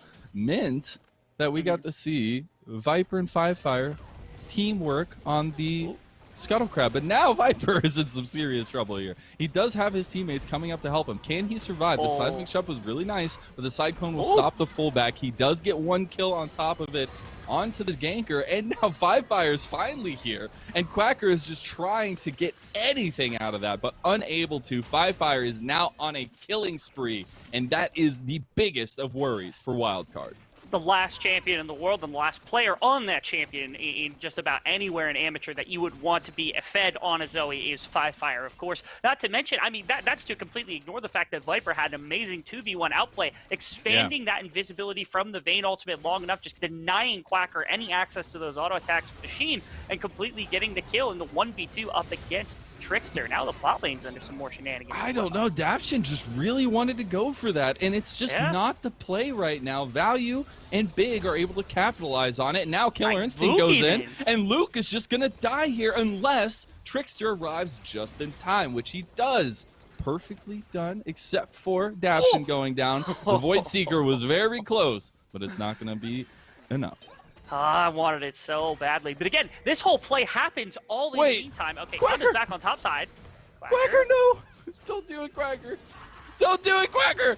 Oh. Okay, I guess if you're gonna die, you go out with a little style. I don't know. Yeah. I mean, he's pinned under his tower. He's never getting out because of the red buff coming out from Anda. He has to try, so he goes for the clearly squishy member. But again, this happens after Wildcard tries to force into bot lane. They knew Rift Herald was getting taken. They attempt to push on the other side of the map where the pressure might have been less. They lose that play, and now they get regressed against further on the top side. They lose their top laner, gonna lose their top tower, and now Vayne is obscenely fed. Anda's running this game right now, and Firefire's on 4 kills before 10 minutes into the game. This is not the wild card we've been seeing for the last few weeks. This is the ANEW we've been expecting to see all season. Exactly that. Couldn't have put it into better words myself. And it's so interesting to see that when we laid out how these teams like to play, we said ANEW wants to play through topside. Those KDAs looking real good, Rebel, for them and for that style of play on both sides. I mean, you've got this top side of the map here for Wildcard who just hasn't been able to really show up or be a big influence. Yeah, not at all. In fact, it feels like Wildcard just has never been able to find footing in this game whatsoever. They've just constantly been getting aggressed against. There's another bubble by Fivefire. Woo! Oh, hello. Hey, Mr. Lennon gone. Gotta love LA Internet. Yes, I am back. But yeah, I just think that so far it's working so well for ANEW. It's lining up to exactly the strategy they like to play. Okay. That it is. They're constantly running the aggression, which not only is it really good for ANEW to be able to control the aggression, but it also goes completely against what Wildcard has been able to find success with when they're the ones controlling the pacing of the game, controlling where their play is going to come in at. And now, again, they're looking just a little bit more lost than we've seen them look in the last couple of weeks against other big-name teams. I'm not taking this to Game 2 yet, because, again, they are still a very spectacular team, but ANEW so far in Game 1 has certainly had the game plan to aggress, and now Xeno maybe the target of some man. Oh no. That just is never fun. He's been landing those like all game though. Not able to get the kill. Weaver's Wall's gonna come through. Power Unleashed was dodged by Fivefire because he was able to go golden, and he's still alive. He's not gonna survive very long. Xeno's forced to flash away from the spear of Anda, but it will be Fivefire getting shut down. A little deep right there. That time, of course, you see the value of having the Shen on your team. And Fivefire, I know he was looking for the phenomenal outplay. I thought maybe he might have had a chance to drop that Ignite. Now, Trickster gets the smite down onto him. A little bit of burn damage coming through. Seismic Shove's going to bring the Cougar forward. Oh, but nice knockback. Scatter Luis going to help claim the kill, and a shutdown fed right into Xeno's pocket. That's 2 kills now. Yeah, caught a couple of unfortunate events, I suppose. Right there is the best you could say for Anda. He stops to throw a spear immediately at Trickster as the seismic shove comes through. That's going to lock him in place, and the TP behind him is going to confirm that as well. Hate it here. All right. Viper. Well, you know, Viper going to be forced to run away. The burn's going to be just a little bit. One more shot will do it. Quacker! Oh, Quacker got it. That was about as close as you could possibly want that play to be, but thankfully Quacker finally finds himself a kill in the one-on-one situation. Look at this. Here's the wall coming in, going to be able to lock back big as he comes in. Daption comes in. Fire, I thought this ultimate was going to get him out a little bit of trouble. Yeah. Of course, here is Trickster. He's got more than enough damage. This Ignite he that picks up at the end. spear. That might have been it, but yeah, real close to being some shenanigans coming out from ANEW, finding a kill somehow in the midst of everything. But actually, they've deteriorated a bit here over the last couple minutes. 3 of their members going down in pretty much solo situations. They've got TP. They're committing now. Here comes Quacker a little bit late. Spear lands right on the Luke, and that thing is heat-seeking at this point. Quacker is all alone by himself in the back line, and the rest of the team is just going to have to watch as he goes down. And ANEW finds an opening here to try to get an aggression onto the bot side. This is what they've been doing pretty much all game. The They just response left the comes tower. from Quacker way too deep, and nothing else is here. Yeah, they can't really sit here and defend it against 5 members. There's no dragon here to really defend either, so you might as well give some plates over. They're going to get Alta Viper as well, who's getting even more terrifying now on this Vayne pick. That's just a lot of gold giving over the yes. Viper, and who, yes, is not the craziest scoreline right now, but he's still a Vayne. And I don't know if you know what Vayne does, but it's scary. It's spoopy. It's like almost Halloween. Yeah, you certainly don't want a Vayne knocking on your door on Halloween, because I'm sure she's not there for candy or anything nice. Oh my god! Okay, there's Fire just bullying. See, the thing is with Fire though, he's landing these big shots, but it's baiting him into going for more. Now, if it works out for you and you're killing people, it doesn't matter. Adaption's getting a second paddle star to the face. Yeah, somehow in this situation against both a Shen and a Syndra, ooh, actually nice little seismic shove coming out there from Trickster, but nobody's there to respond for the most part. Xeno and Daption had maybe the just engage advantage, but somehow neither one of them was able to find enough CC for the other one to fully commit to that fight, and Daption gets completely shoved out, so nothing crazy. Big's just going to get some warding down deeper into the enemy jungle. And I also want to make mention again, this massive little CS advantage that's been occurring in the bot lane here for Luke. It hasn't gotten much bigger, so value just keeping up. This is that fight from earlier. TP into the back by the rest of the team. Luke gets tagged by this massive spear, and Quackers is just way too far back here, unfortunately. Luke, my apologies. It was Viper who was able to find his way into the back line. Quackers finds himself on the wrong side of history right there. The idea was good if the fight was different. We did get Stand United used to the top side. Quacker went down. So after all of that, you do get a return kill onto Viper, but the 1v1, well, I guess 2v1 technically because of the Stand United, went over to Viper's favor. Yeah, you do get that kill on Adaption, which I think is the unfortunate situation. The Vayne slowly getting to the point where now Gale Force is finished, Rage Blade's going to be done soon, and at that point, I don't know that Quacker is even able to burst in fast enough for it to warrant. Now, Fire they've gotten themselves turned around here a little bit. Yeah, Big T coming in from behind. Spear's not going to land. Fire went right up to Trickster, looking for the Sleepy Trouble bubble, but not going to be able to find it. Yeah, right there, Fire, I think, found himself in just a little bit of trouble. Not for Honda and Big finding their way into that one. Could have been in dire straits. Honda could find himself. Oh, he got the spear, though. Excuse me? that health bar is calling some sus right now. As Anda is, with the fancy feet, just moving it in the Baron pit. That he is. This is that top lane play as we saw earlier. This ward has been the absolute bane of Quacker's existence for this entire game. Ultimate Q's coming out. Again, that invisibility is difficult to deal with. That's the Shen shield gets broken through almost instantly. Hughes. Look at the kiting. Oh, he's so good. Yeah, amazing little play setup right there by that player. And then, of course, the Shen ultimate delivers it. He just presses Ignite, pretty much gets the kill right then and there. But either way, again, Viper in the side lane is not to be trifled with by Quackers at the time. Indeed, indeed. We do get to see some objectives going down. It's been a rough and tumble early game, but 3 dragons secured for the ANEW squad. It will be a prize given over, though. Rift Herald going to be picked up by Wildcard if they can manage it and see where they want to use that to unlock some pressure around the map. And I love the fact that right now ANEW has a bunch of warding in the bottom side, so they're okay leaving Value down here by himself. Instead, Big comes up the top side to hover. He's going to die for it. But now, at least Viper's not going to get shoved off of this tower anytime soon. They will likely drop a Rift Herald up there as well to just confirm themselves some additional gold. He gives them the thumbs up. Yeah, gives him the thumbs up. If that's Viper and Big is, you know, maybe sitting in the bot lane or sitting in mid lane, whatever it might be, this play probably turns really, really horrid because Big was up here to hover and he's the one that bites the bullet. They don't even feel comfortable enough dropping the Rift Herald up here. They instead lose their mid tower to 5Fire on this Zoe pick. That is a really big little rotation from Big, actually. I'm so interested at how this has kind of played out. It just feels like Wildcard is a little bit stuck in decision making it, and with the quick feed again. He popped the ulti. Yeah, that's the fight you want. TP coming in from behind. That's 5Fire. He does not hit the initial bubble, but we get the Wukong Cyclone on the back line. Does not matter. Viper ends his life. See what they can follow through. They don't have a tower here. Taunt's going to come through onto Big as well. 5Fire over the wall, sending some paddle stars over as well.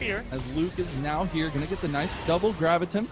Big Moonlight Vigil comes out to get Xeno a kill too. Spear goes right through the middle. Here comes the Weaver's Wall and is caught out, but he does have the Alcove Gaming to go through. Your favorite. They're turning this back though. That's an execution to boot, but Xeno gets one kill. 5Fire coming in, doesn't hit the paddle star.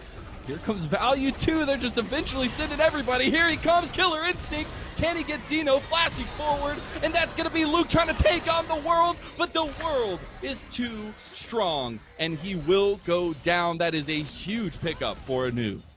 You have to think, like I said, they've been trying to set up this play on top side for Run Wildcard for a couple of minutes now, and eventually ANEW is able to set up this very slow burn play where you start off by pulling off Quacker and then Daption, and then eventually you're able to move Value and 5Fire and everybody else up to make that aggression. So now they just have pure control of this game. 6,000 gold there on Dragon Soul. You're going to see this. This is the kill onto Quackers immediately, ruined Daption's ability to do anything, and then you still see Value. He's a ways out still in this fight. They're able to find this kill onto Daption because he has to flash in order to get away from Alistar. Big still finds the combo. This is where things get a little bit dicey. They're able to kill Big. They have Luke with the reinforcer. They're perfectly fine right here. And they still have, you know, Nidalee and they have, you know, Zoe here. But their poke is starting to run out. Their health bars are starting to run out. And they're not able to accomplish too much here. That is, either side is able to accomplish too much. They find Viper off the back end of this. Honda also takes the fight forward. On the lead, Viper got caught out in his jungle. Now we're going to get the fight to continue. Cyclone being a big menace right now, but Quacker's all by his lonesome again. Daption just had to run away. Now Anda's looking for the kill into Xeno. That's going to be an easy one. No, he can't. The taunt, but he still gets the kill. He's on a rampage now. Daption's health bar just gets obliterated, and that's going to be another big fight win for ANEW, an ace to top it off.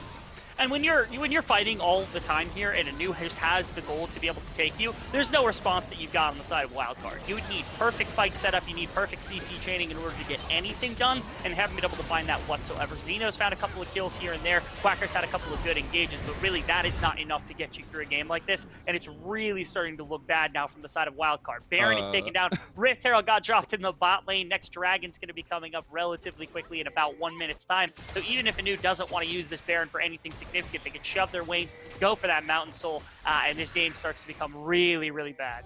At this point, I just want to follow the adventures of Shelly #2, but we're going to get a replay of the fight, actually, and see what had happened there. As we saw Viper, I could see in the picture-in-picture, he got chased down in the jungle. He was running for a good long time, and then they just get caught going into no vision here, Rebel.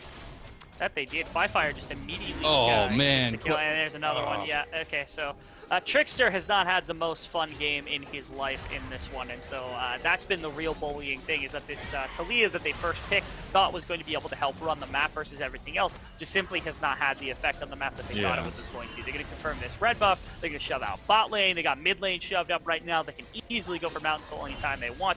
That's if they don't just close this game out. 5Fire's looking for some play onto Luke, he's not going to get it because of minions, but I feel like the clock is ticking here for Wildcard's chances at winning this game. It's just about 0. Oh, and forced to go gold, and Xeno now the one that needs to run away.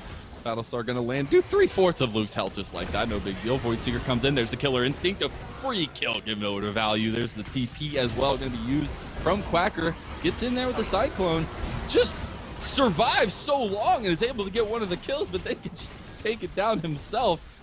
Man, The Gourd Drinker is so broken. But they still are able to take the tower. They do lose a key piece to their damage dealing, but they still have so much to go with and so much to work off of here as we get to see these multi-man sieges.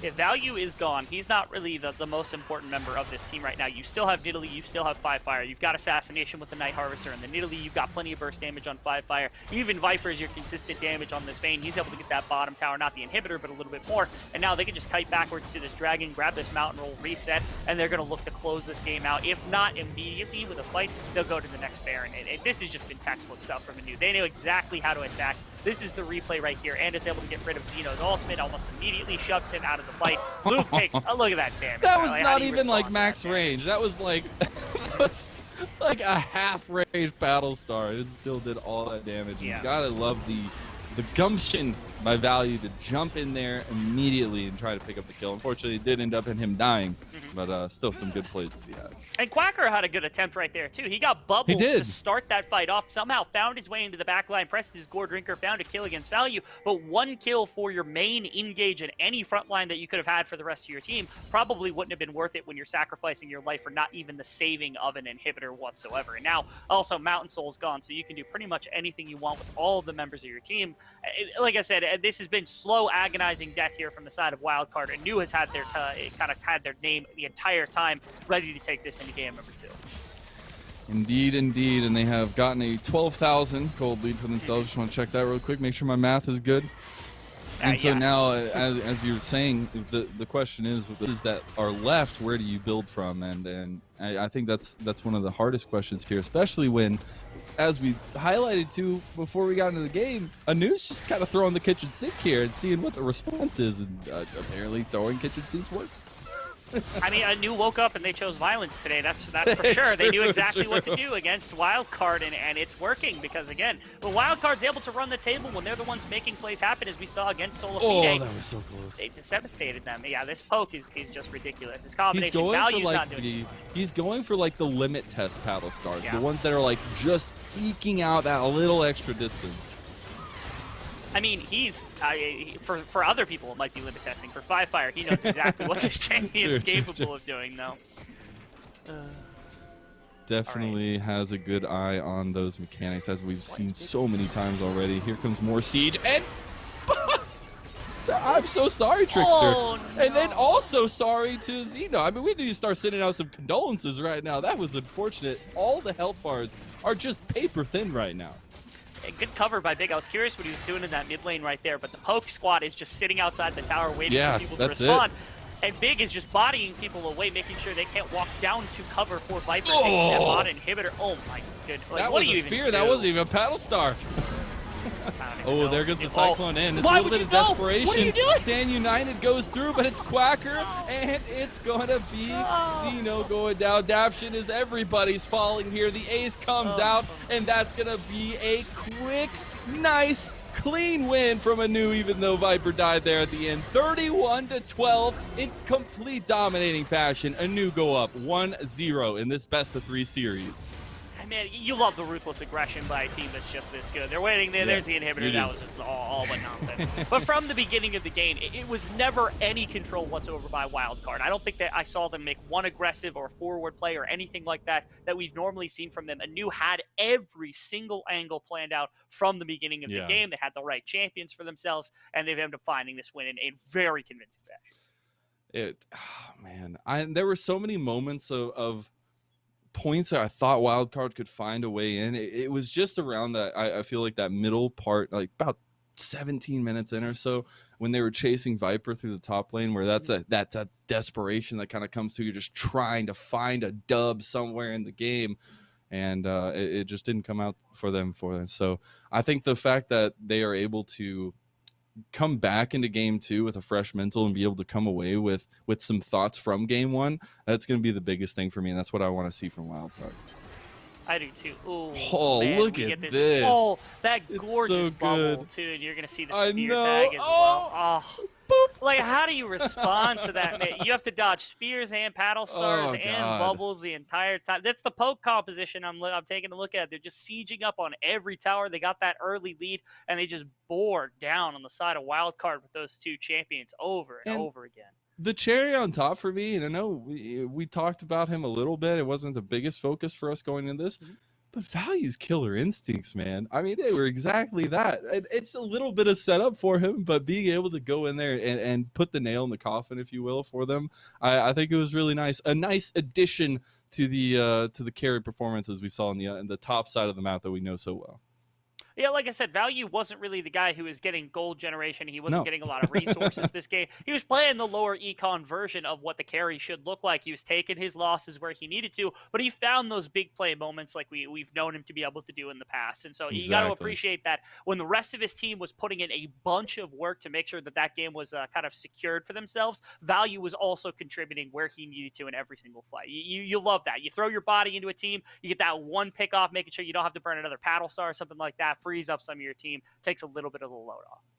Yeah, and talking a little bit more about that bot lane, it was a little bit more of a focus for Wildcard here, and that's something I want to dive into a little bit more. I don't feel like they were ever comfortable with getting outside of the lane with expressing themselves a little bit more. These plays that we saw with Luke yesterday and things like that, they just weren't able to be there because I feel like ANEW just kind of battened down the hatches down there and just rolled with everything else that they were given on the map. And that's something we need to see a little bit of a shift towards more resources developing that bot lane for Wildcard.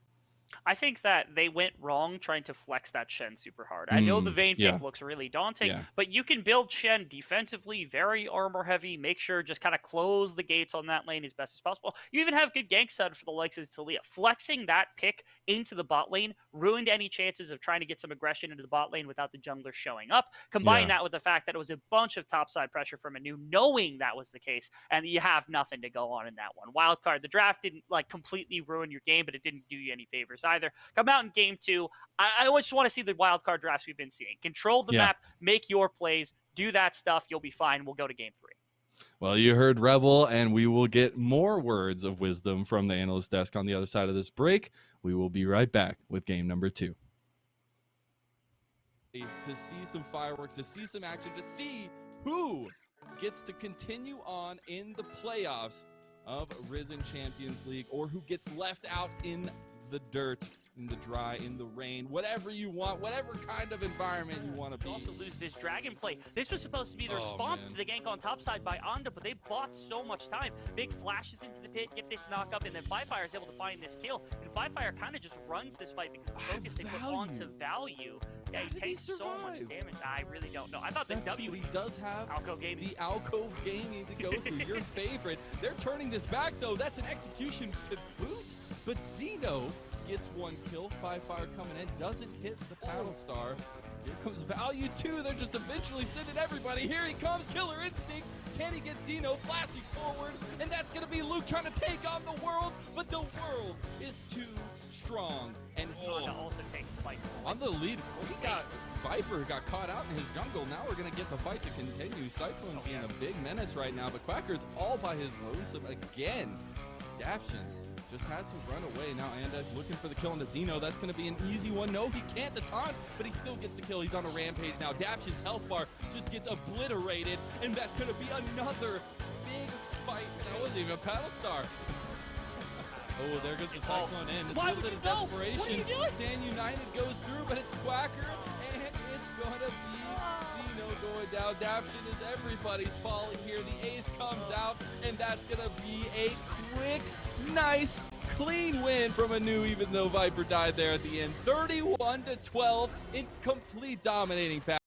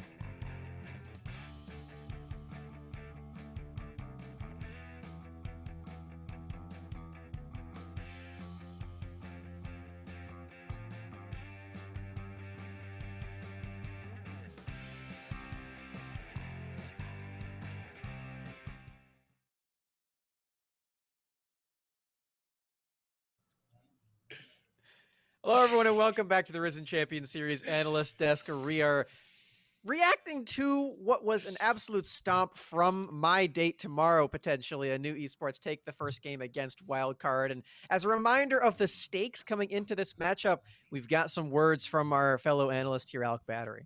Yeah, so remember, whoever wins this match coming in, not only are you getting that quarterfinal spot for tomorrow, playing in those best of fives, you get a whole bunch of points for the Proving Grounds, make sure you can stay in your standings, and if you're wild card only, by the way, you get a whole McChicken. You get a whole McChicken. There you go. From Tony. So, yes. Oh, he's very vouchable, Cubby, I hear. Yeah, Cubby was thinking if ANEW win, then maybe we go to like Burger King or we do Wendy's. I wouldn't say Wendy's because the 4 for 4 is pretty cheap. Burger King's definitely more expensive if you really want to break the bank like them. I don't know. We'll see what happens. But yeah, we're hammering home on that McDonald's sponsorship.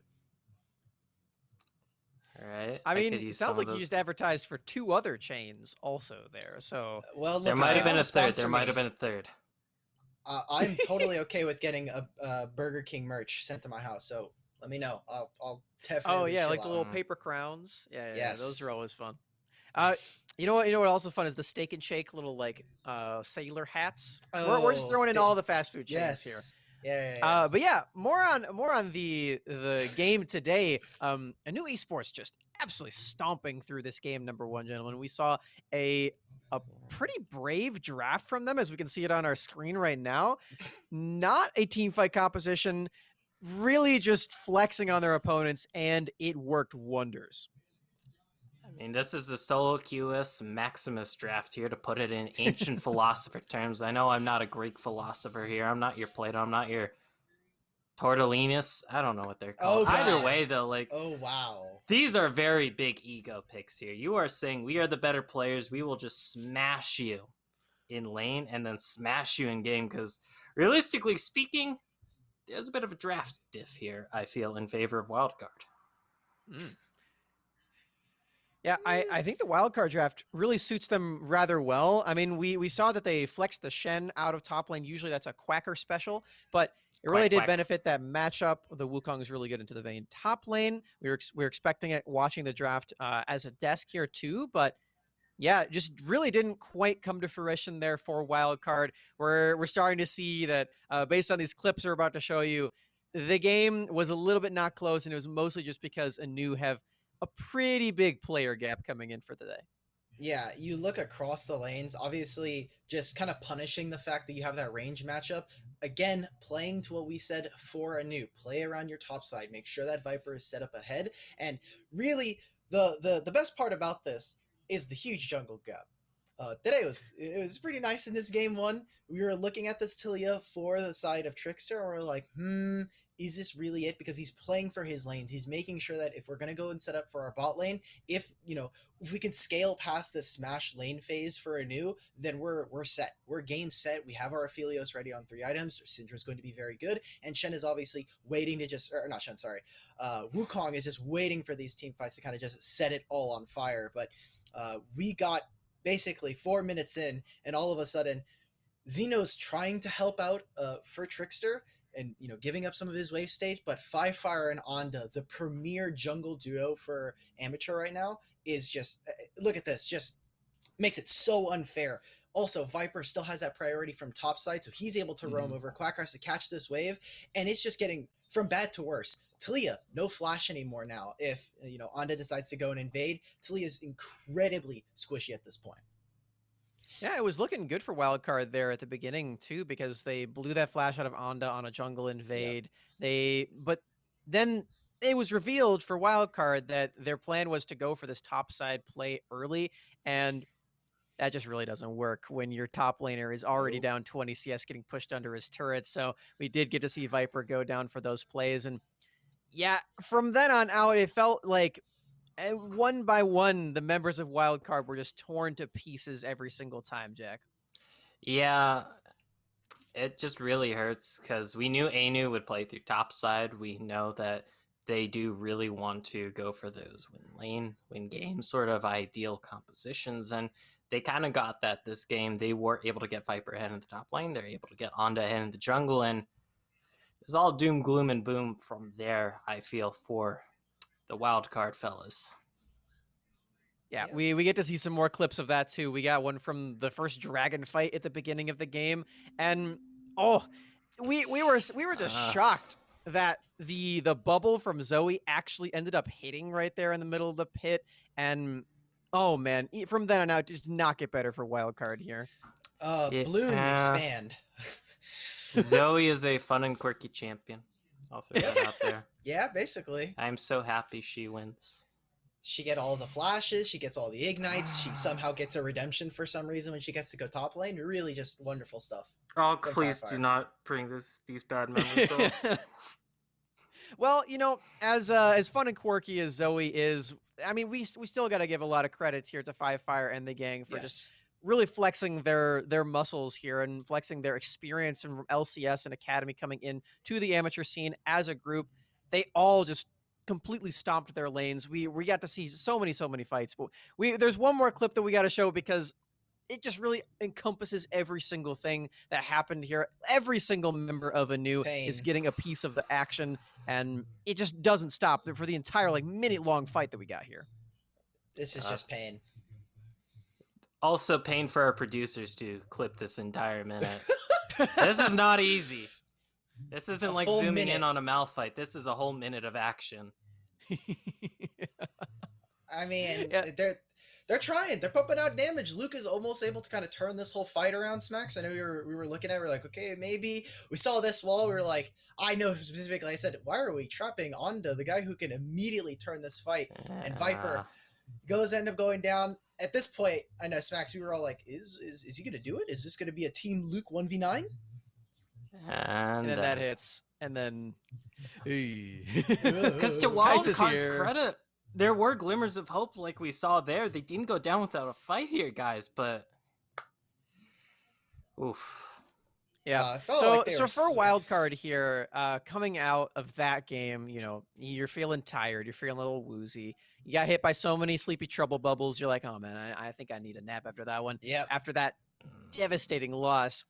They still have one more game, and hopefully for Wildcard, 2 more games to play after this, guys. What are we feeling that Wildcard can really do to up their game in this series and still try to get that spot for playoffs? They need to match the bravado, I guess, of the ANEW players here in the lane. Just stop them from getting what they want, because you know what ANEW want. You know they want to get that topside domination. You know they want to get that lane domination. If you're able to put the cork in that, stop that leak, Wildcard is going to be looking fine and dandy, I feel. I kind of want to see Trickster on something that isn't Talia. We mentioned it earlier that Talia is kind of just playing for these lanes. Well, we're not going to be doing that versus Zoe Vayne and in a really bad matchup for topside. So if that's the case, I want to see something that's either going to allow for both Xeno and Trickster to get on the map, attack Onda in some of those jungle positions, maybe try to contest for this bot side, because same thing with the Aphelios. I thought it was very weird that we were going for these, and usually how we like to see Wildcard play is they allow for trades in the bot lane. Luke and Daption are looking to try and either force it back or cause a really big wave to crash, and it unlocks Daption to roam with their jungler. So I kind of want to see them change it up, unlock Daption, make sure that Trickster's in a position to come into this fight, because otherwise Onda and Five Fire are going to continue to run over this map.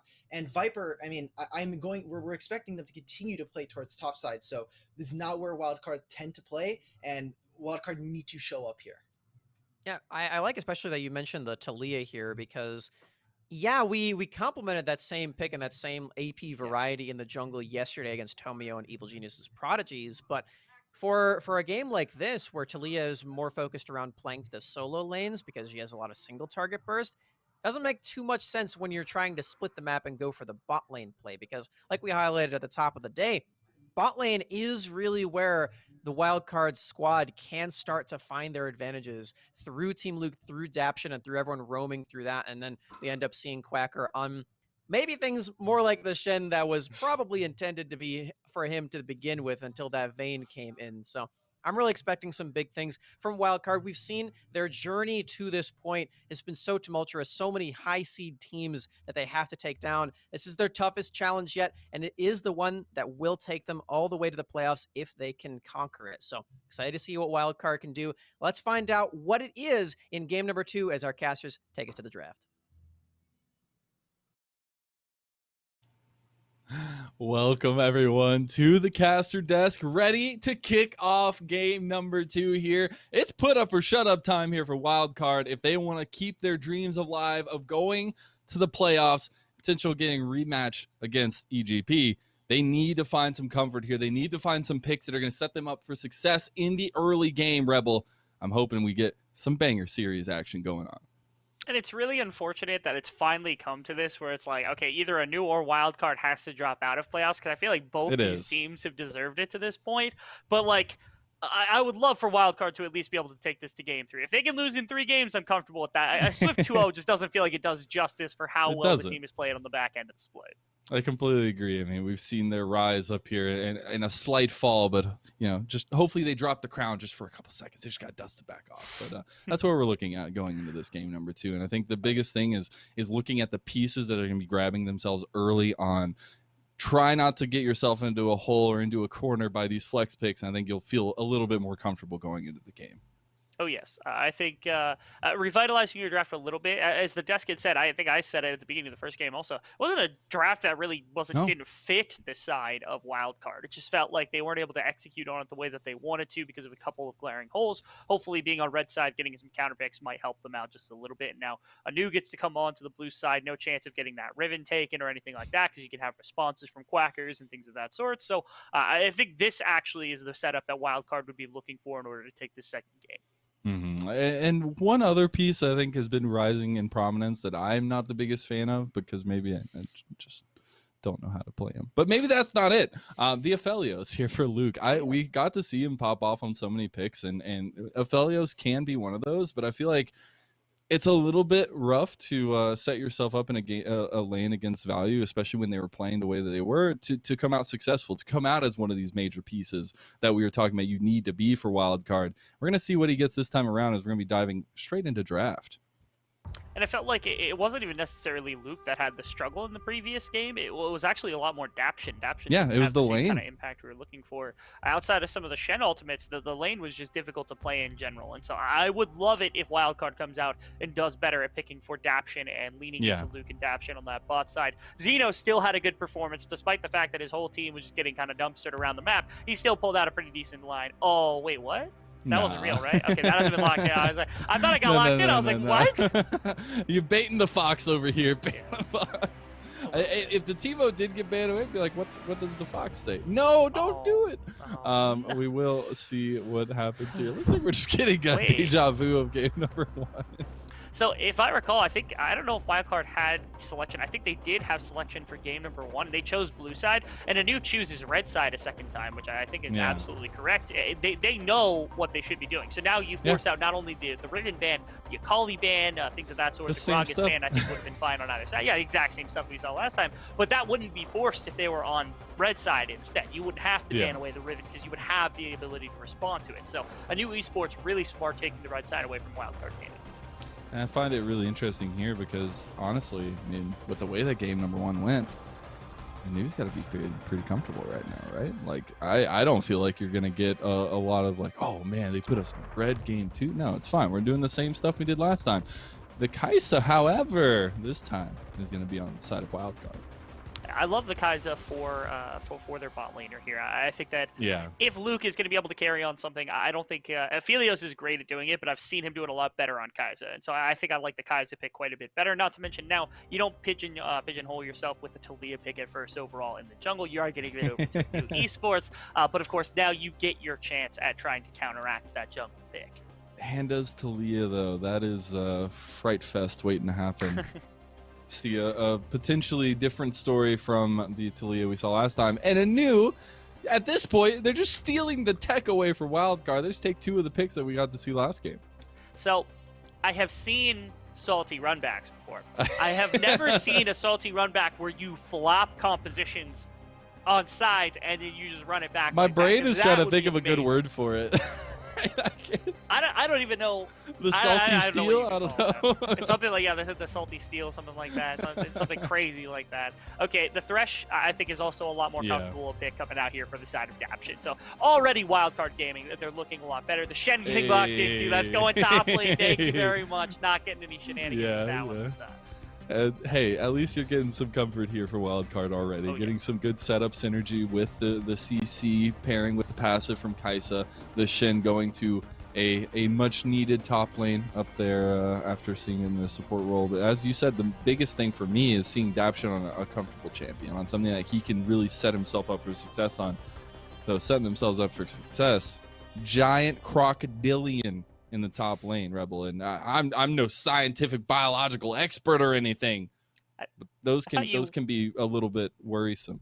I thought you did get a degree in biology. I aren't am. you actually? It was a meme, okay, Rebel. It was a meme. But you said I'm not a biological expert or anything. You literally It's are a like biological counterpoint. expert. It's like the Wait a minute. opposite. You know how they do the thing with this stuff. Okay. Oh no, it is a vein. Yeah, all right, yeah, that's a vein taken away from their side. A little interesting. Oh, Yeah, no, the yeah, Renekton that's is what I was vein, gonna I see. say. It's unfortunately not a crocodile, so all my expertise goes out the window. You should probably fire Yes. me at this point. But we go. anyways, we're gonna move forward. The vein did come through instead of Renekton, so they're indexing right back to that double ADC composition that we saw them work through in the game number 1, and honestly come to pretty good success with.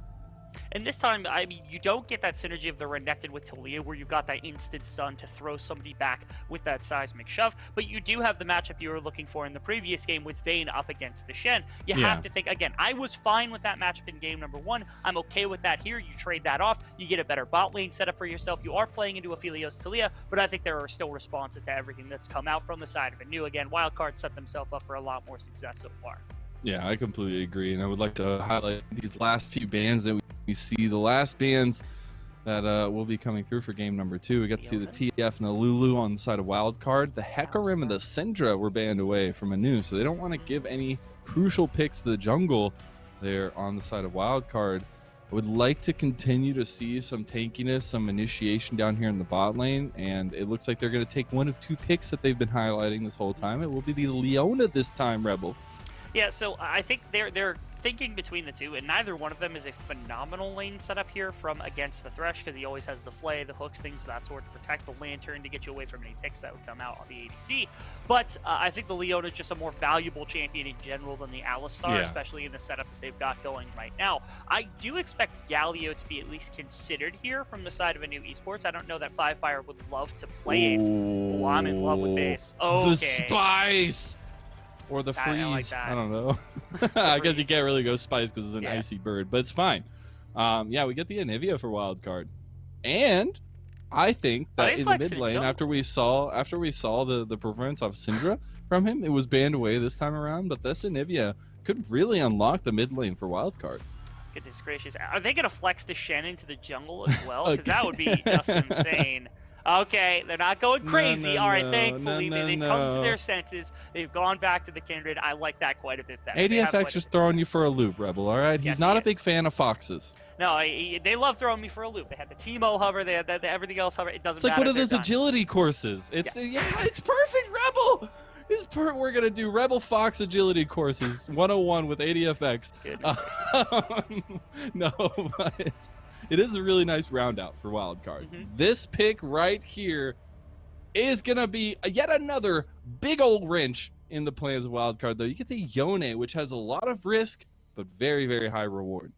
So where I like the Yone is, again, you get the dynamic damage consoles. You have some aggression that you can work with into the likes of the Anivia and things of that sort. You've got a decent side laning as well to respond to things like the Shen or anything else that would go to side lane. But this is a really low range composition from the side of ANEW Esports. Talia's mid range, Aphelios is relatively mid range, Vayne is a low range ADC, and then you've got 2 melee champions to boot. And you're playing into Anivia, which is exceptionally good at closing off pathways with that wall, controlling zones, and making sure you can't step into this team. There's so much space that's going to get bought here by Kindred's ultimate, Anivia, and everything that comes about from this team. Yeah, I completely agree, and that's something that I'm really liking the composition for Wildcard. vastly different from game number 1, Yes. where they are a little bit more set up for success. The only thing for me is when I'm thinking about compositions like this, when you're looking for stability, when you're looking for these kinds of ideas in your structure of gameplay, and you pick the Kindred, you are putting yourself in a position where if this Kindred isn't getting marks, if you're giving yourself such a high downside if you're not getting this integral piece to the kit. And so that's where I wonder, like, where could we have seen a difference in that? Could we have seen like a little bit of something different coming in from that kind of pick in general? But we'll have to see, as Kindred is one of my favorites, and maybe we'll get to see it pop off here in game number 2. And Wildcard might be bringing us to game number 3. We're going in to Summoner's Rift here. Make sure you're all strapped in. Make sure you're ready to go, because we've got some action right and ready for you. Cannot wait to see if Wildcard Gaming can bring us all the way, or if ANEW book their ticket to the playoffs. And I'm just going to shout this out right now because I think this is a personal challenge that needs to be issued, which is that Sam Smack's average Yone enjoyer high is on our desk tonight as our desk analyst. True. My full name is actually Dean Average Anivia Enjoyer Merrick, and I love the Anivia pick, and it's getting to go up against one of the picks that I know Smax has been kind of raving about for such a long time. And so now we get to see them head to head. This couldn't be far more triumphant. So me and Mr. Smax will certainly have words after this game to speak to one another, depending on how the result. I mean, this is like the loser is gone from Yeah, casting, this is right? like Survivor. Okay. So everybody just make sure we're keeping these two guys accountable. Yes. They put everything, their careers, their lives even, on the line for these mid lane matchups. Yes. ANEW, check your PayPal really quick. I don't want to just real quick. Just make sure you get that payment. I just want to. I just want to. You gotta make sure it went through. Okay. I have the receipt here, ANEW. It's just. All right, we got some shenanigans in the top side. A little bit of a hip check here from Viper as this range champion against the Shen. Shoved him back. Also, the blue buff is warded out here to make sure there's a little bit more trouble for the Viper Kindred is so to start menacing. off. Rebel. Viper's so scary. he's just standing there looking at me menacingly. Yes, incredible. Great okay, minds think alike. Okay, they are going to be able to sit here, and Zeno actually hovers for a little while as well. This is kind of dangerous, though. If he started Q, this could be bad. Why is he doing this? Wait, if he started Q? Oh! He gets the roll out, but he's not going to die. That was so close. But, I mean, Viper, look at the confidence in this player.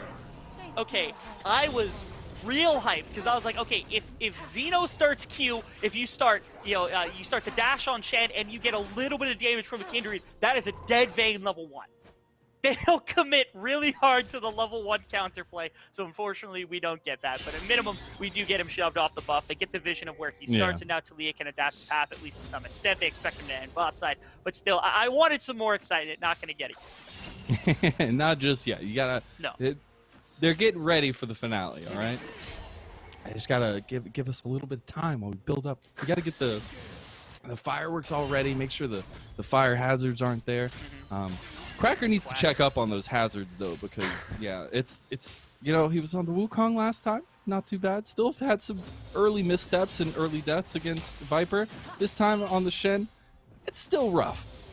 Oh yes, it's pretty horrible. The Shen is very miserable in this lane, which is why I think, honestly, again, if you go for that level 1 counter engage up against the Vayne, there could be some positive play that comes in.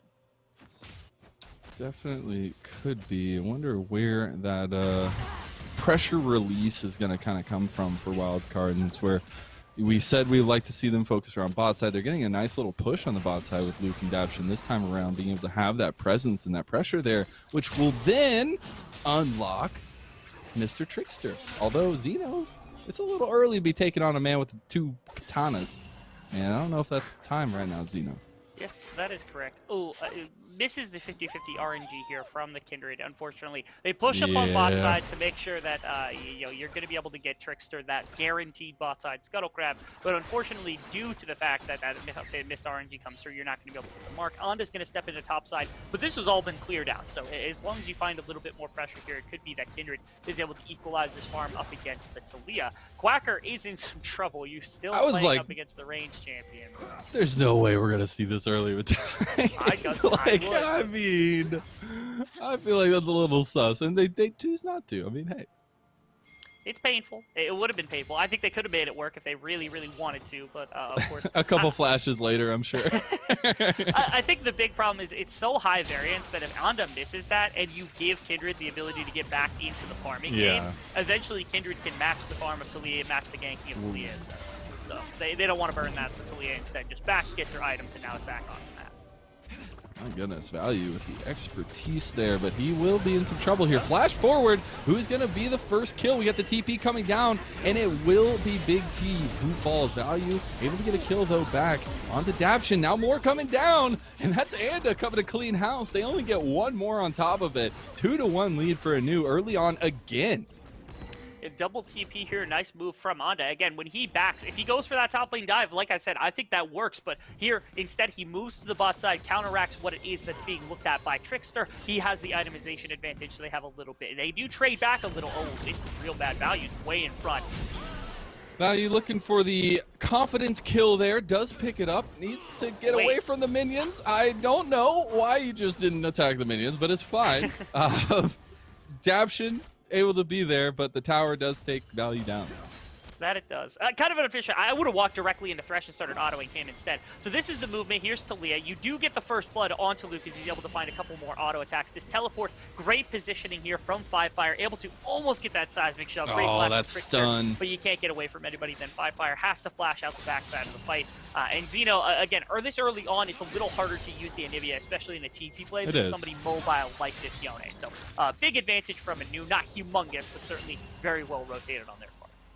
Yeah, now you see the focus from both teams around this early dragon. It was Wildcard who made the play first, but as it typically happens, you make the play first, ANEW come in with a response, and they will get that first dragon. Yes, but I do notice something a little bit different. They don't hard commit for this objective that they are going for. They're at 1,600 health, and they walk away. This time, they've got the Kai'Sa, they've got the Kindred, they've got themselves a Shen to make plays later. They've got ANEW who can sit here and kind of just wait for this game to scale up. They don't have to accelerate fast. Yes, the play was there. If they do it faster, maybe they're able to get that dragon, but they don't hard commit to it like they would have in the last game that accelerated ANEW so quickly. So playing a bit more reserved, I don't know if that'll end up being good or bad for them, but at least you're not giving up the kind of advantage you were in the previous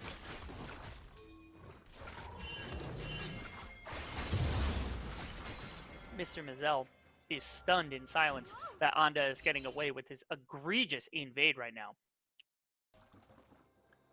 And now, we're looking also, Trickster trying to find some entrance into this.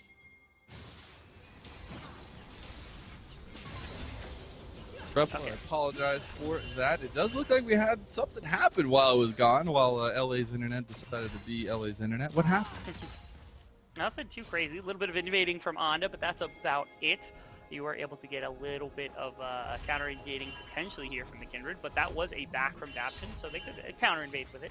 This is the bot lane play. You find Daption, he ends up getting aggressive. Oh, wow, nice. And it's just them getting run down. Yeah.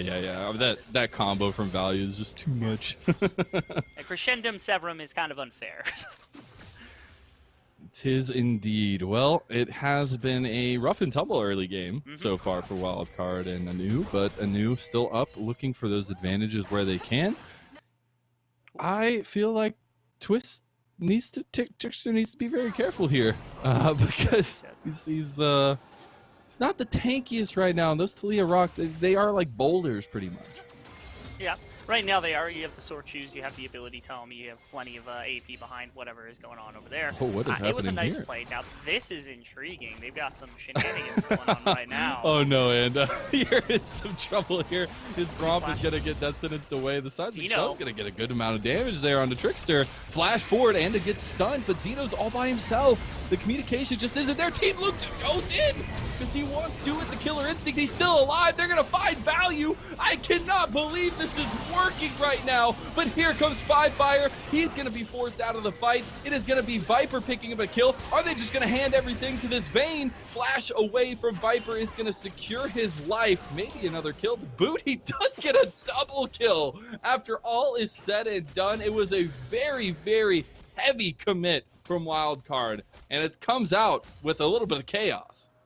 And one of the first exceptionally designed plays here coming out from the side of Wildcard, where you're able to get a couple of kills, and you're behind a tower. That was one of the most aggressive plays I've seen them make this entire series, and it works out perfect. Oh, no. Fire, no. But he's going to chase down the egg. All right, is he making scrambled eggs? Here. Or is he not? He's not making scrambled eggs today, unfortunately. Yeah. Actually, it's a little late in the day. Yeah, I gotta give big props to this ANEW pick, who is okay. Lantern's here. Okay, oh my god, I thought they were gonna be able to. Yeah. Yeah, but again, big props to Zeno. He knew the strengths of the champion. You were able to get it. Unfortunately, 2 kills go back to Viper. No! You don't find that. Okay. Viper down now. All right, there. Shutdown going over to the Kindred. Not the person you want to get the gold over there if you're on the side of ANEW, because that is a strong point for Wildcard. You've got actually quite a few things going back into the favor of Wildcard right here. Actually, even mid lane Fire might be in a little bit of trouble. Zeno has no mana right now. He's no mana, so can't respond it's just, man, Dabshin was like, man, if only I was a carry player. Yeah, would have been able to purely eradicate that Yoni. There's nothing much there. You do get that. This is the play from earlier. Yeah, nice little flash wall coming out. Don't get much damage onto Zeno, but you do get the Shen teleport on top of everything else. Zeno still playing with his health bar quite well. That ultimate zoning everybody out, CCing a couple of different members. Dapshin gets knocked up here, buys a bit of space for Viper to walk forward in his fight. Everyone kind of gets really low towards the end of this one. Yeah. But, they also get really close. I can't believe Viper picks this one up. Very close to actually dying himself as well, so big stuff. That E was good. Yeah, I didn't even it notice was that so was good. What actually procced Silver Bolt, so big stuff on this top lane thing. That's one of those walking away from the explosions with your cool head, your sunglasses. Kind of like all the sunglasses I had on my head earlier, Rob. I think you mean all the sunglasses that stole a feed. Oh, yeah. Sorry. Not the same person whatsoever, I promise. We eat McDonald's in this house. No. Okay. Oh, wait. Oh, okay. I thought, maybe that a little hook was coming out. Fire is looking so good with some of the mechanical plays that we've seen on this Yone so far, and I really like it because that just means that he's this presence to really be worried about in the team fights, and we've seen that even though it was a little bit late last time around, Rebel. We do have a bit of a setup onto a play. Solar Flare lands right onto Dapshin. Nobody's going to follow it up, though. They get on the backside here onto Viper, but it doesn't matter. Zeno's already dead. That's a second kill going over to Fire. Can they follow this up? Nice knockdown onto Quacker. The Lamb's Respite's going to be forced out by Trickster. Looks like they will look down towards this dragon. Would be the second dragon of the game for ANEW, but they could just go for the fights. Flash forward, that's going to be Big T. Value getting another kill as well. This Aphelios looking so strong, even though it's the early game. Man, it's still Wildcard. They're just like grasping at these little straws, trying to find plays where they can, when all they got to do is sit there and wait, and you give up a couple of kills, you give up the dragon that they were setting up instead. Okay, you got a bit of play here. All right. Let's see Value. Oh, he got splashed. I was like, what are you going to do here? What are you going to do? How many flashes is going to burn this game? Right. That one key that comes down. All right. We will be getting a replay here, as we get to see this Riptail take another tower, or a tower here. Oh, look at this beautiful camera work going on here, right in the middle of it. A nice little hook from Dapshin. You're able to get the Solar Flare onto one target. This is the big play, though. You get everybody punched together. That Talia shove is just massive to start things off, and that executes Dapshin and Zeno almost immediately in the fight. And then you play around with Kindred's ultimate just a little bit. You get a little bit too kind of worse for wear. You end up trading a couple of members, but not doing that on that. A decent combo there. That's a lot of damage, but Zeno able to get out with a quick use of the Lantern by his wonderful teammate Dapshin. Nothing too crazy, but yeah, things. Okay, that's rough. Yeah, we just heard from our production team that Kindred stack counter is 1. Okay, that is not fun. Dapshin's death counter is about to go up by 1 Rebel as he goes down to Fire, almost dying himself. Big is going to be caught here. Team Luke flashed it over the wall. He wants the blood. He gets another kill for himself. That he does. You're having these instances where you find a couple of trade kills, but that's about it for Wildcard. It doesn't look too bad if you look at purely kill score. But look at the CS numbers. You got double the top lane right now. You got 25, 30 up right now out of the mid lane. You got 30 up in the jungle, like that. Fire, that's not the play you wanted to make.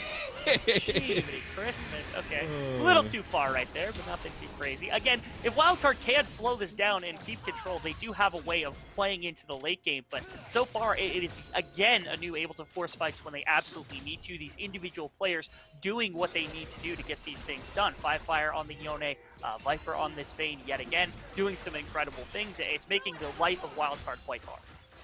It has definitely been a rough ride in this one, and again, just highlighting back to those kindred stacks, kind of representative of that. And that's where I want to harken back to the thought I was having, where like you're just putting yourself into a more concentrated hole when you grab these kinds of win conditions, where you have to worry about the marks and these kinds of things running around the map, and the RNG that we saw in the first mark coming down. And now where you are kind of on the back foot, you're a little bit behind, you're having to react to all these plays. That's not exactly where Kindred wants to be. And we're going to get a beautiful replay here of a kill being down onto Fire. Nice little play from a overextended Yone there. Yeah, our production Against crew this. really just had to do that to Fire.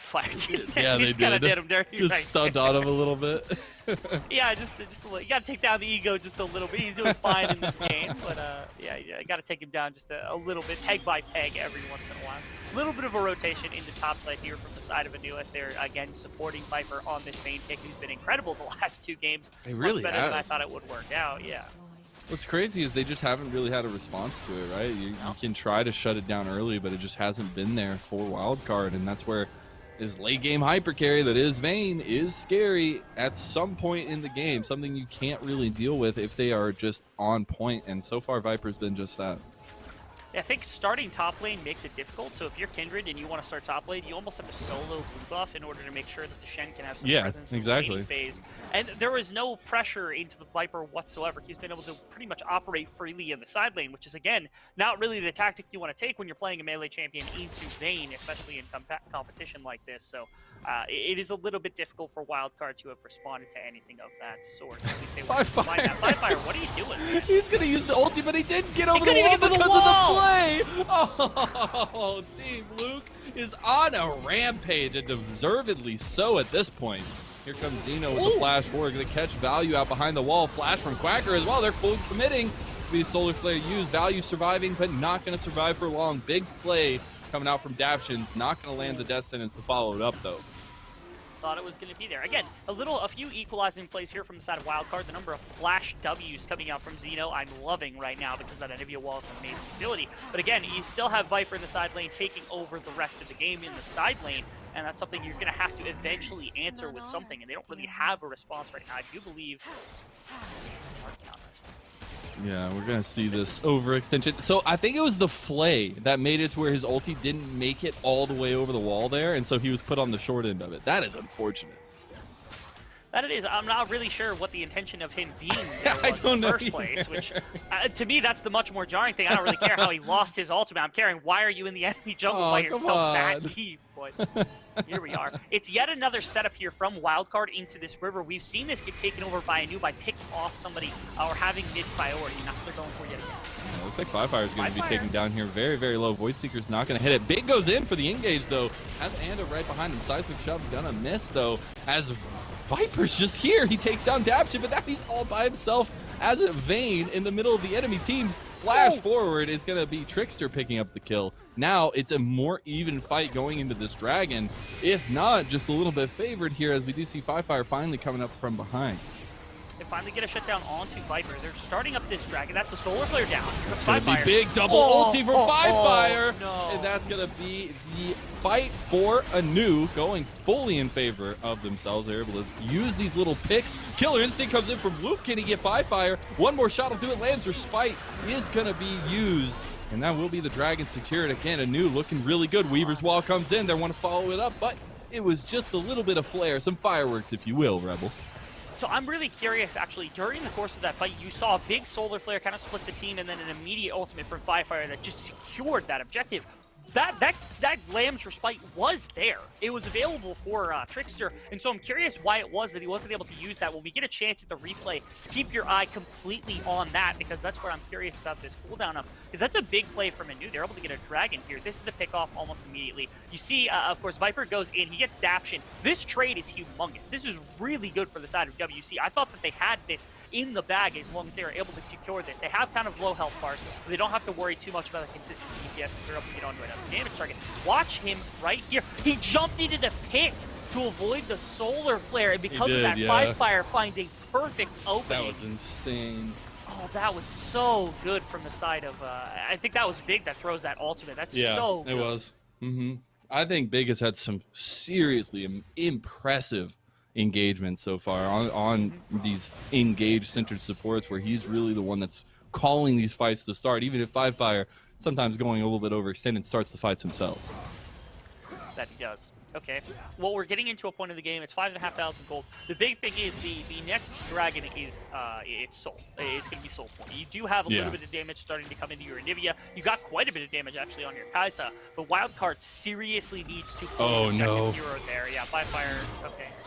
Fate sealed, going to be used by Fire. They do get the kill onto the jungle, and now it's Wildcard trying to make an attempt down here onto the fully invaded members of ANEW. They do get the taunt here on the Big. There's going to be a nice seismic shove. Solar Flare on the back line, though. Big is still alive, and Quacker is not going to die. Big Moonlight Vigil comes out, but Value's trying to help with the Severum, with the Chakrams, but he can't do it, and that's a double kill for Luke, who is starting to pop off. He's 7-1-6.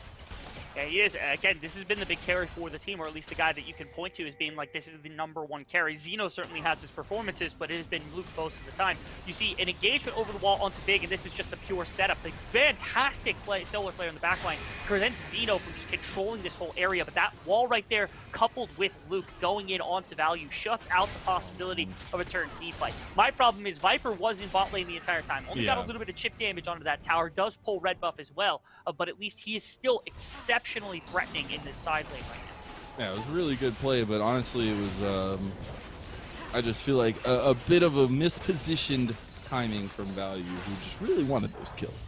But he just was a little bit by himself, and they all turned on to him and were able to get him down. So next time, I'm sure we don't see something quite along those lines when you're looking at the setup for ANEW, where they were kind of set off level and they just bought into it, fully invested into it. But it is looking really good here from Wildcard 20 minutes in to be able to pull back some of these fights being so far down. And ANEW is still being a very annoying team right now, not only being able to take fights pretty much anytime they want, but again, that side lane presence is being difficult. Not to mention Fire. Ooh. He's slowly becoming a menace with this ultimate on its own, forces the flash out. Such from a Flasher. short He's got a cooldown. big advantage over him. Yeah, It's already almost a quarter down. Like, that's just nuts. Yeah, it's pretty intense. You gotta love the fact that Fire is just willing to throw this ultimate pretty much anytime he wants at whatever target sits in front of him, just to try to bait out some of the play. And that's what we've seen from ANEW, this kind of raw aggression with a very talented roster of players. It only works when you've got players of this caliber. It does indeed. They're going to commit down onto Fire. Fire able to not get a kill. Team Luke is now godlike on the Kaisa, looking really nice. But yeah, I can't believe Quaker was able to get out of that one. How did he get out again? He got out in the last fight. He gets that taunt off immediately. Plenty of damage goes into Fire. He goes away, tries to come back in. It's just the little amounts of armor. And production, you gotta stop doing Fire like that. The poor man keeps dying and they keep zooming in on him. Hey, gotta call it how you sees it, and I like it. No. He's definitely been a little bit overzealous on this Yone pick, but it kind of goes hand in hand with it. Now we see Viper and Anda down towards this bot side. They are getting collapsed upon, so you got to be really careful. Anda just going to use the Weaver's Wall to get out. As Viper flashes forward onto Xeno. That is the Stand United. Oh, he comes through, but does he have the damage? He really wants to get this kill. Can he get it? He does. Beautifully done. Viper taking on the world and coming up with a kill. He's been able to do this time and time again. When you are in a situation like that, it is difficult to pull out a kill every single time, but somehow Viper's been able to do it. This time, I think it's a lot less. It's a lot more impressive to get the Anivia versus the Thresh. So this is going to be a much more difficult fight on this hold for this Infernal Drake. I feel like I've seen this happen for Wildcard so many times. They're going to get the full flank by Fire, and they're going to be able to push in with Value and Anda. See what happens here, Rebel. This is going to be a big push for Wildcard.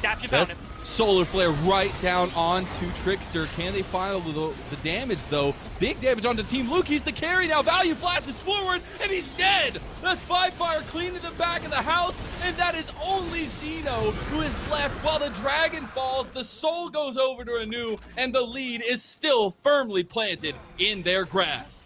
There's 4 kills coming out right here, and this is like the 3rd time during the course of the series where Wildcard, they've started the Dragon with the intent of baiting a fight, but they're not the one that engages. Fire finds a way around the backside, so now, not only did they lose the team fight, not only did they lose Infernal Soul, they're going to lose Baron, they're probably going to lose Zeno here. Like, oh! That's probably... Wee-woo, somebody please get them out of here. Zeno just gets dropped. That he does. And what are you going to do about it? Right here's the dragon fight. Oh, you find man. the immediate engagement into the backline. What's curious to me is that you've got 2 members diving into 3 on the opposite side. Yeah. Fire is completely safe. He gets out immediately, but Luke loses the 1v1 against Value because he has the set, or he has the gun setup necessary in order to take that, and everybody else just kind of tapers off in the fight because no one's strong enough to fight anybody whatsoever. That is a really sloppy fight from the side of Wildcard, and I was really holding out hope here, thinking, okay, they can do this if they make it late enough, if they're there, but I really am starting to have my doubts. It seems like ANEW has been having their name all day, and that they're just going to come away with the win in this one. And that's what I've been so worried about every time is the setups just Wildcard putting themselves in the position, and they're just like fish in a barrel at this point, Rebel. And it is ANEW who are going to be eating some fishy friends tonight, as that's going to be another full fight won by ANEW. Quacker, the only one. They're just leaving one person alive every time to make sure they tell the story of what happened here in this series. They are slamming home right now, and it is looking like the base is going to crumble here for Wildcard. Can they put up a defense? The death timers are too much, Rebel. Wildcard's hopes and dreams are looking to be dashed here, and it could be ANEW just booking their place to the playoffs. It's going to be one last attempt from Daption and Quacker, but they cannot do anything any longer, and one more kill goes over. A couple more extra little confidence boosters here for ANEW going into the playoffs. They will slowly but surely claim that spot in the playoffs. It's a disappointing loss here from the side of Wildcard, but man, it is a tale of individual performances from ANEW all day. Viper was amazing on that vein, and it was good in the jungle all day. Fire in that second game was electric on that Yone. You gotta love the way that he was playing. That pure, unadulterated, kind of uncut aggression that this team brings out in every single one of their series. That was the lethal part here from the side of Wildcard. They had no idea what to do with all the fighting and skirmishing and constant aggression, the superior team fighting coming out from the side of ANEW Esports. And because of that, that's probably the worst that we've seen Wildcard look all season. Yeah. The objective control is where I have to draw my mark, man. I mean, ANEW was able to control every single dragon just about, and just really be able to have control of the map in general. And I know I might not be the biggest brain of the analyst desks and my fellow color caster. I just like to yell at things, but I called the Kindred. Man, it's just putting yourself into a position, you're backing yourself into a corner where you have to get these stacks, you have to get something going early on in the game. And it was so unfortunate that we heard like half, 3/4 of the way through the game they were on one stack. They ended with only one more. So not the greatest performance from the Kindred coming out in the jungle. Not at all. The Kindred in general, I think, has its problems from time to time, and there's strong points for it, there's weak points for it. This game, I actually didn't mind it. I didn't think it was too bad. The problem was, again, if you're waiting to scale and if you're waiting to set up team fights the way that you want to, that was never going to happen with ANEW Esports when you've got things like Yone and Fire, and you've got Viper and things of that sort, let alone the split pushing that would have almost forced a 4v1 in every single one of those fights where it's a 4-on-4 instead of a 5-on-5. But you couple that with the fact that, again, that Fire was flanking from every angle imaginable on the side of the Yone. He eventually got fed. They couldn't really get the Anivia rolling either, so Zeno was struggling to get up walls, put down ultimates, things like that. That really would have been the game changer for the fights, and I think, again, it was just way too fast-paced for the side of Wildcard to deal with. Yeah, I think so too, and that's something else we highlighted going into this. Both these teams looking to hit the ground running, get some pressure out early, and make sure they kind of take control of the series, and I knew we were able to do just that. And one thing I want to highlight that we talked about, will we see this today, will we not, it was the fact that ANEW really like to go into blind vision. They really like to go for these objectives that they know are there, but maybe don't have vision over. We didn't see a lot of that today. They were calm, cool, calculated throughout a lot of the decisions they were making in those objectives and those team fights. And just being able to have that communication was just so important. You could see it on the Rift, even if we couldn't hear it. Yeah. And the big part about that I think was really important in that regard was mostly due to the fact that, like, when they tried to approach a river that was controlled from the side of Wildcard, it was really well approached because of the fact that instead of going like head first just into the river, let's fight him at the pit right now, they were finding stragglers. They were finding side paths. They were finding flanks, things like that. They got a lot more creative with their team fighting was the big thing for me. I completely agree. I think that it was just that team fighting potential that came through for them in the later. I liked that Value had such a good performance. I know we've always said this guy is solid, he's steady, he makes it to the late games, he wins you team fights, but that man was flashing forward on Aphelios, picking up maybe throw some of those flashes forwards out the wayside a little bit, but a couple of them looking really good. Yeah, it's funny enough because like the people that I know I've heard so much about, especially Onda being one of the best, if not one of the best two junglers, definitely up there in terms of junglers in the league. He didn't even have to have a good day. Every single one of his lanes was having a good day, even without much of his presence felt across the map. Everyone was generating their own pressure. Everyone was winning their 1v1s. Viper, how many 1v5s did you end up getting a trade kill in? I don't know. Somebody needs to go back and count that. But like, you didn't need those big performances. Big came through. Value always came through. 5Fire came through in every single one of the fights that you needed him to. Every then and again, it was all 5 cylinders, like at full speed today. Yeah, and that's where I kind of want to shift the focus a little bit and look at Wildcard here. The journey that they've had up until this point, and yes, it does fall a little bit short. You're still able to pick up some of those points here for the Proving Ground circuit. So it's not all she wrote for you guys, and you still get to play through the rest of the tournament as well. But it is a little bit of a mark, right? It is a little bit of a letdown. They were looking so promising coming through, and losing these 2 series back to back is definitely disheartening for them. But I saw so many moments of brightness, so many things that they can definitely shore up and bring through to the rest of the Proving Ground circuit that I am so excited for. And that social media game is on point. Oh yeah, yes it is. I think today, specifically against ANEW, this is a team that had them beat stylistically from the start. They would have had to come in with a new game plan, a new setup, something like that, in order to really get themselves an edge to try to take this series. I don't think they're a worse team by any standard. It's just that, again, ANEW's kind of untapped aggression that you don't find very often. These individual players that are exceptionally good, no matter where you put them on the map. Playing against that is very difficult to do. And so, when you come out as Wildcard and you're able to, you have to worry about that a lot more than controlling the map. You're going to run into games like this every once in a while. I think if they plan for it, if they prepare for it, they're going to look amazing. They're still out macroing just about every single one of the other teams in amateur altogether. And like you said, they've got a very bright future. Missing Risen playoffs is not the biggest deal in the world. Yeah, exactly. It's still early on in the year. We just started, although it feels like forever ago. It was like a week ago now, so everything is fine, and we're just moving along fine. No, but in all actuality, I agree with a lot of that, and I think that they can look bright going forward. But then now we got ANEW, who still have a long way to climb to make it to the top, to make it to that spot that we know they feel like they should be, and they've got to make it through the entirety of the playoffs, which are going to be kicking off tomorrow. That they are really 4 excited. days in a row. Yeah, 4 days in a row. Yeah, pretty crazy. 4 days of gassing in a row. Quarterfinals start tomorrow. We have confirmed teams, or at least they will be coming in. We had 4 teams that are going to be confirmed tonight, of course. The first one being now, as we saw, Wildcard. I don't know if we have results. I'm sure if anybody at the desk has the results, so hopefully we can get you back to them so they can get you some of those results. But this has been a phenomenal series. ANEW played their asses off. Big respect to them, and looking forward to seeing them in the playoffs. I do too. It has been an absolute pleasure to cover these games with ANEW claiming victory over this series. We're going to get to hear a little bit more from player over on the ANEW side, as we do have an interview set up here. Take it away.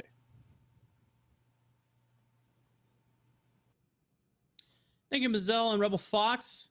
And my name is Rafa, and we got 5Fire here, just off the back of that 2-0 victory with ANEW Esports. First of all, congratulations. Thank you. Before we get into, yeah, of course. Before we get into the media questions here, Aiden, there's a couple of deaths you had on Yone. Were you limit testing there, or just making it more interesting for the viewers at home? A little bit of column A, a little bit of column B. I think I've gotten into the bad solo queue habit. This in this preseason of just like, oh, we're ahead. I'm just gonna go try random stuff and see if it works. And in competitive, you're always gonna get punished for that. So definitely still trying to clean up some of those deaths here and there, but we're still able to take home the win, so it's not too bad. Understandable. I mean, especially when you get ahead on a champion like Yone, it's so much fun to be able to do those things. But going into the series against Wildcard Gaming, we know that they had taken down Solafide 2-0, and considerable an upset. Is there any special preparations you had going into the series against them today? I wouldn't say it was necessarily special, but we definitely did our homework. This being such an important match, qualifying for playoffs, we wanted to make sure we knew everything we needed to know about draft, about level ones, their early game play style. And in the end, I think it really rewarded us. There was a couple of those early Drake fights that we were really ready and prepared for, and we really punished them hard on. And I think that's a big reason why we were able to take home the 2-0 today. I got it. Solid. And I definitely think that now that people have been doing their homework on Wildcard, the successes have been much easier to attain. Looking forward now, you guys are qualified into the quarterfinals for the playoffs starting tomorrow. Which team throughout the entire playoffs brackets are you suspecting to go all the way to the finals?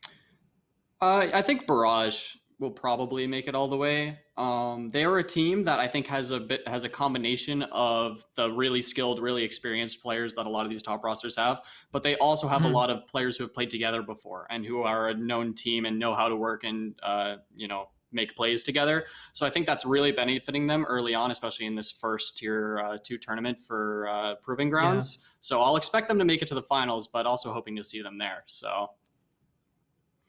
All right, expecting a new main and Barrage final coming in for, I believe it will be Sunday, the finals here on Risen Champions. A couple more questions for you, Aiden.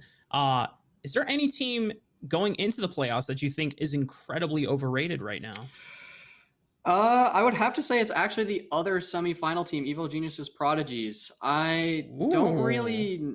I'm curious to play them because on paper they're definitely not bad players, but they're not some of these standout exceptional players that you look at some of the other teams and you see. And so I'm kind of curious, how did they really make it to all the way to this first place seed? How did they get their wins? And I'm interested to see, what's really going on there. Okay, strong words. And maybe you might face off against them if you do well tomorrow in the quarterfinals. Before we let you go, Aiden, I do have one other requested question from my analyst desk. All right. Who is your favorite Proving Grounds podcast host? Oh, you're gonna make me do this? Come on, I can't do this. I haven't been with them enough. I don't know yet. Maybe ask me in a month or something. It's okay. I won't pressure you to answer that question now, but remind us now. A month later, you're gonna have to determine. Yeah, someone set it in your calendar. Ask me in a month. We'll give them a month to woo me over. We'll see who comes out on top. Awesome. Well, before we let you go, Aiden, is there any other words you would like to say? Just thanks everyone who's out here rooting for ANEW. Thanks to all of our supporters supporting all 3 of our teams as well, to ANEW Rising and ANEW Blaze. I'm hoping that they did well today as well. Don't know what their results are yet. But yeah, just thanks for all the support. Thanks for everyone who keeps supporting me, and we're going to make it far for you guys. Solid stuff today. Congratulations on the win today, Five Fire. And Smacks, you're good to close us out for the day on the desk.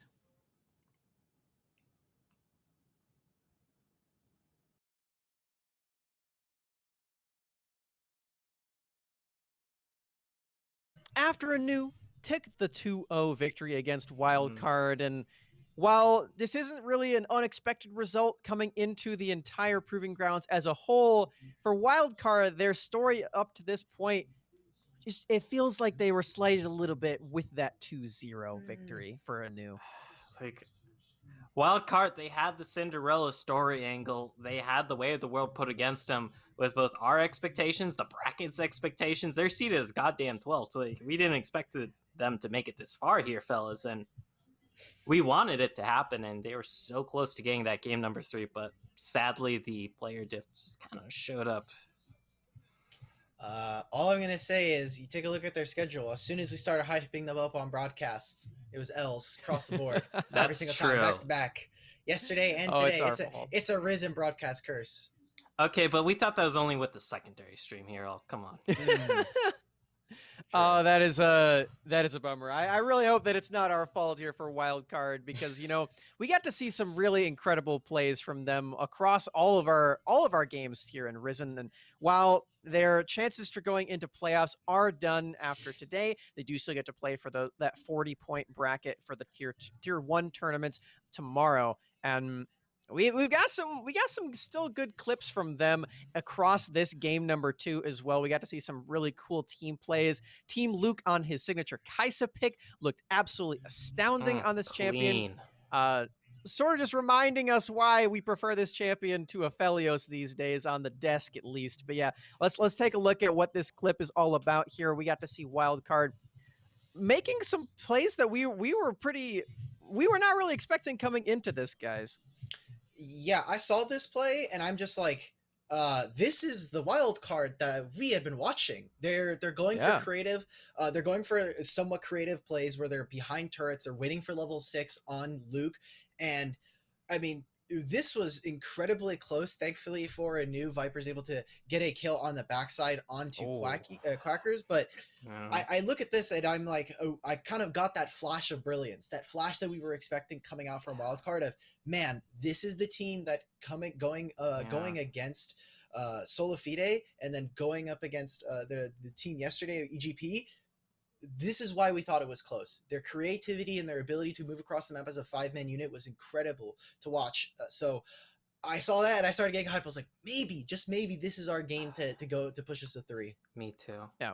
They deserve so much more. Like, oh my god. Yeah, absolutely. Luckily for Wildcard, there are still many more tournaments to be had in the Proving Ground circuit. Yeah. And one thing's for certain, everyone, they will not be seeded 12th ever again in Proving Ground. So lots of props to Wildcard for making this Cinderella run, as Jack put it so eloquently today. And I'm really proud of them. I'm really proud of the guys over there at Wildcard for making us very impressed with these names that we otherwise would not have known coming into this. So lots of props for Wildcard. I'm very excited to see how they do tomorrow. I'm expecting some big things and expecting them to get that 40 points. But on to the victors of today, gentlemen. ANEW Esports. Again, both games back-to-back showing us where these LCS and Academy mechanics and skills and all of that come onto the Rift.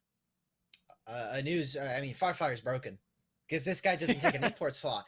A lot of these players don't, obviously, as a joke, but Firefire was absolutely smurfing on the Rift tonight. It was really awesome to watch. He kind of said he was like he said he was limit testing on that game too, for sure, but his Yone was absolutely instrumental in ANEW being able to break it open.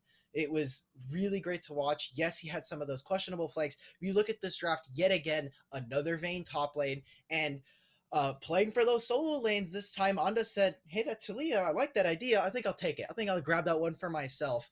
And like we saw yet again, ANEW not giving any leash over for a Wildcard to try to yank this game back. Yeah, let's take a look at one of their astounding team fights in this one as well. Jack, talk me through what's going on for ANEW, because we saw so many incredible displays of skill in these games.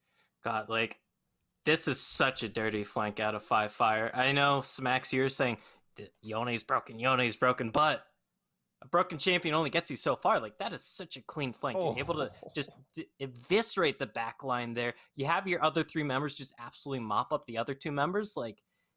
That was massive. It gets them the Sol, it gets them the Baron, and it eventually gets them the game there. And Fire, he's clean. There's a reason why he's a proven household name here.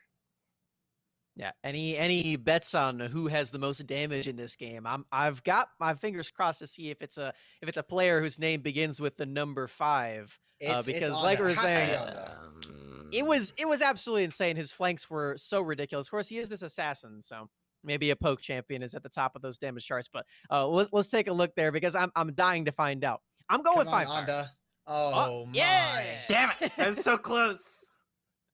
That was very close. Look how much damage the Team Luke was able to do in these team fights. Of course, we saw that first one there, but there were so many where he was just dipping in and out on this Kaisa pick, and it was definitely very impressive, even on the losing side. It just astounded me. I know you guys were cringing at a few of the comments I made, but it can't be understated just how clean this guy's Kaisa was.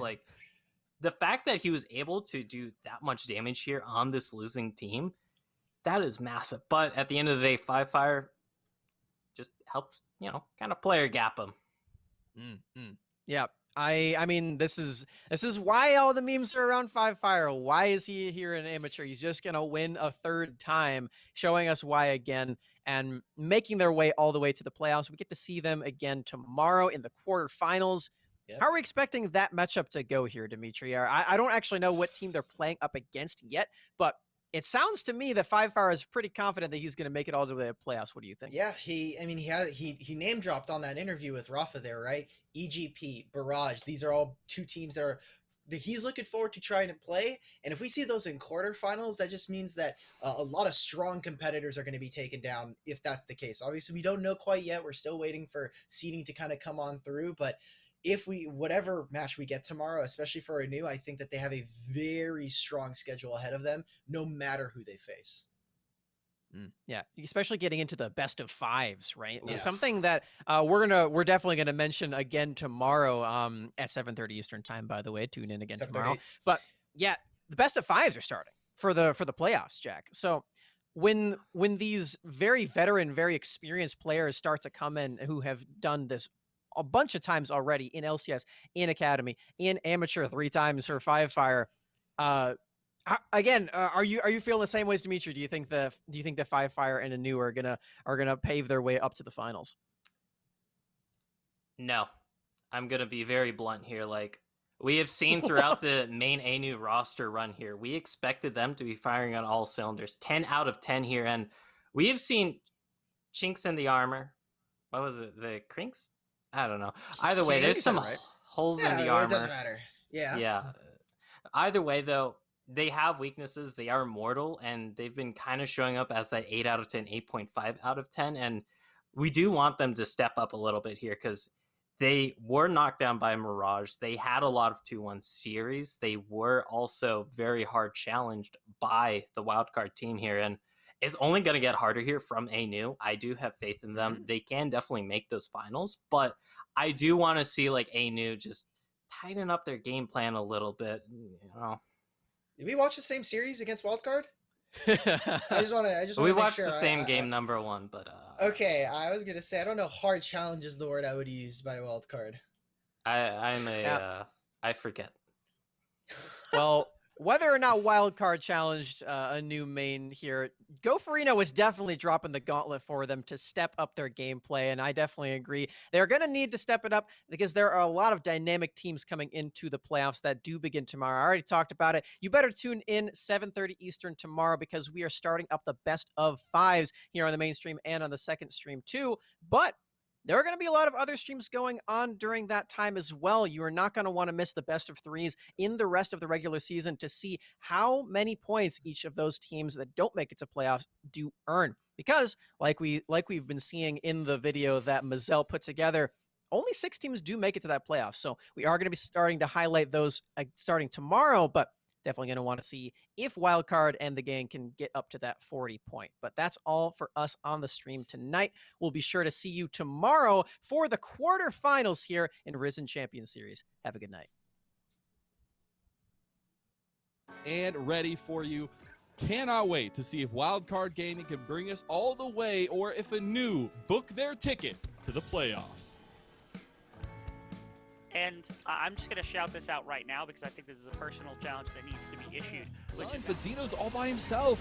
The communication just isn't there. Team Luke just goes in because he wants to with the killer instinct. He's still alive. They're going to find value. I cannot believe this is working right now. But here comes Five Fire. He's going to be forced out of the fight. It is going to be Viper picking up a kill. Are they just going to hand everything to this Vayne? Flash away from Viper is going to secure his life. Maybe another kill to boot. He does get a double. Finally get a shutdown onto Viper. They're starting up this dragon. That's the solar flare down. It's going to be big double ulti for Five Fire. No. And that's going to be the fight. So many times they're going to get the full flank by Five Fire. And they're going to be able to push in with value and Anda. See what happens here, Rebel. This is going to be a big push for Wildcard. That's solar flare right down onto Trickster. Can they final the damage, though? Big damage onto Team Luke. He's the carry now. Value flashes forward, and he's dead. That's Five Fire cleaning the back of the house, and that is only Zeno who is left. And that's what I've been so worried about every time is the setups just Wildcard putting themselves in the position, and they're just like fish in a barrel at this point, Rebel. And it is ANEW who are going to be eating some fishy friends tonight, as that's going to be another full fight won by ANEW Quacker. The place to the playoffs, it's going to be one last attempt from Dabshin and Quacker, but they cannot do anything any longer. And one more kill goes over, a couple more extra little confidence boosters here for ANEW going into the playoffs. They will slowly but surely claim that spot in the playoffs. Yeah, it's a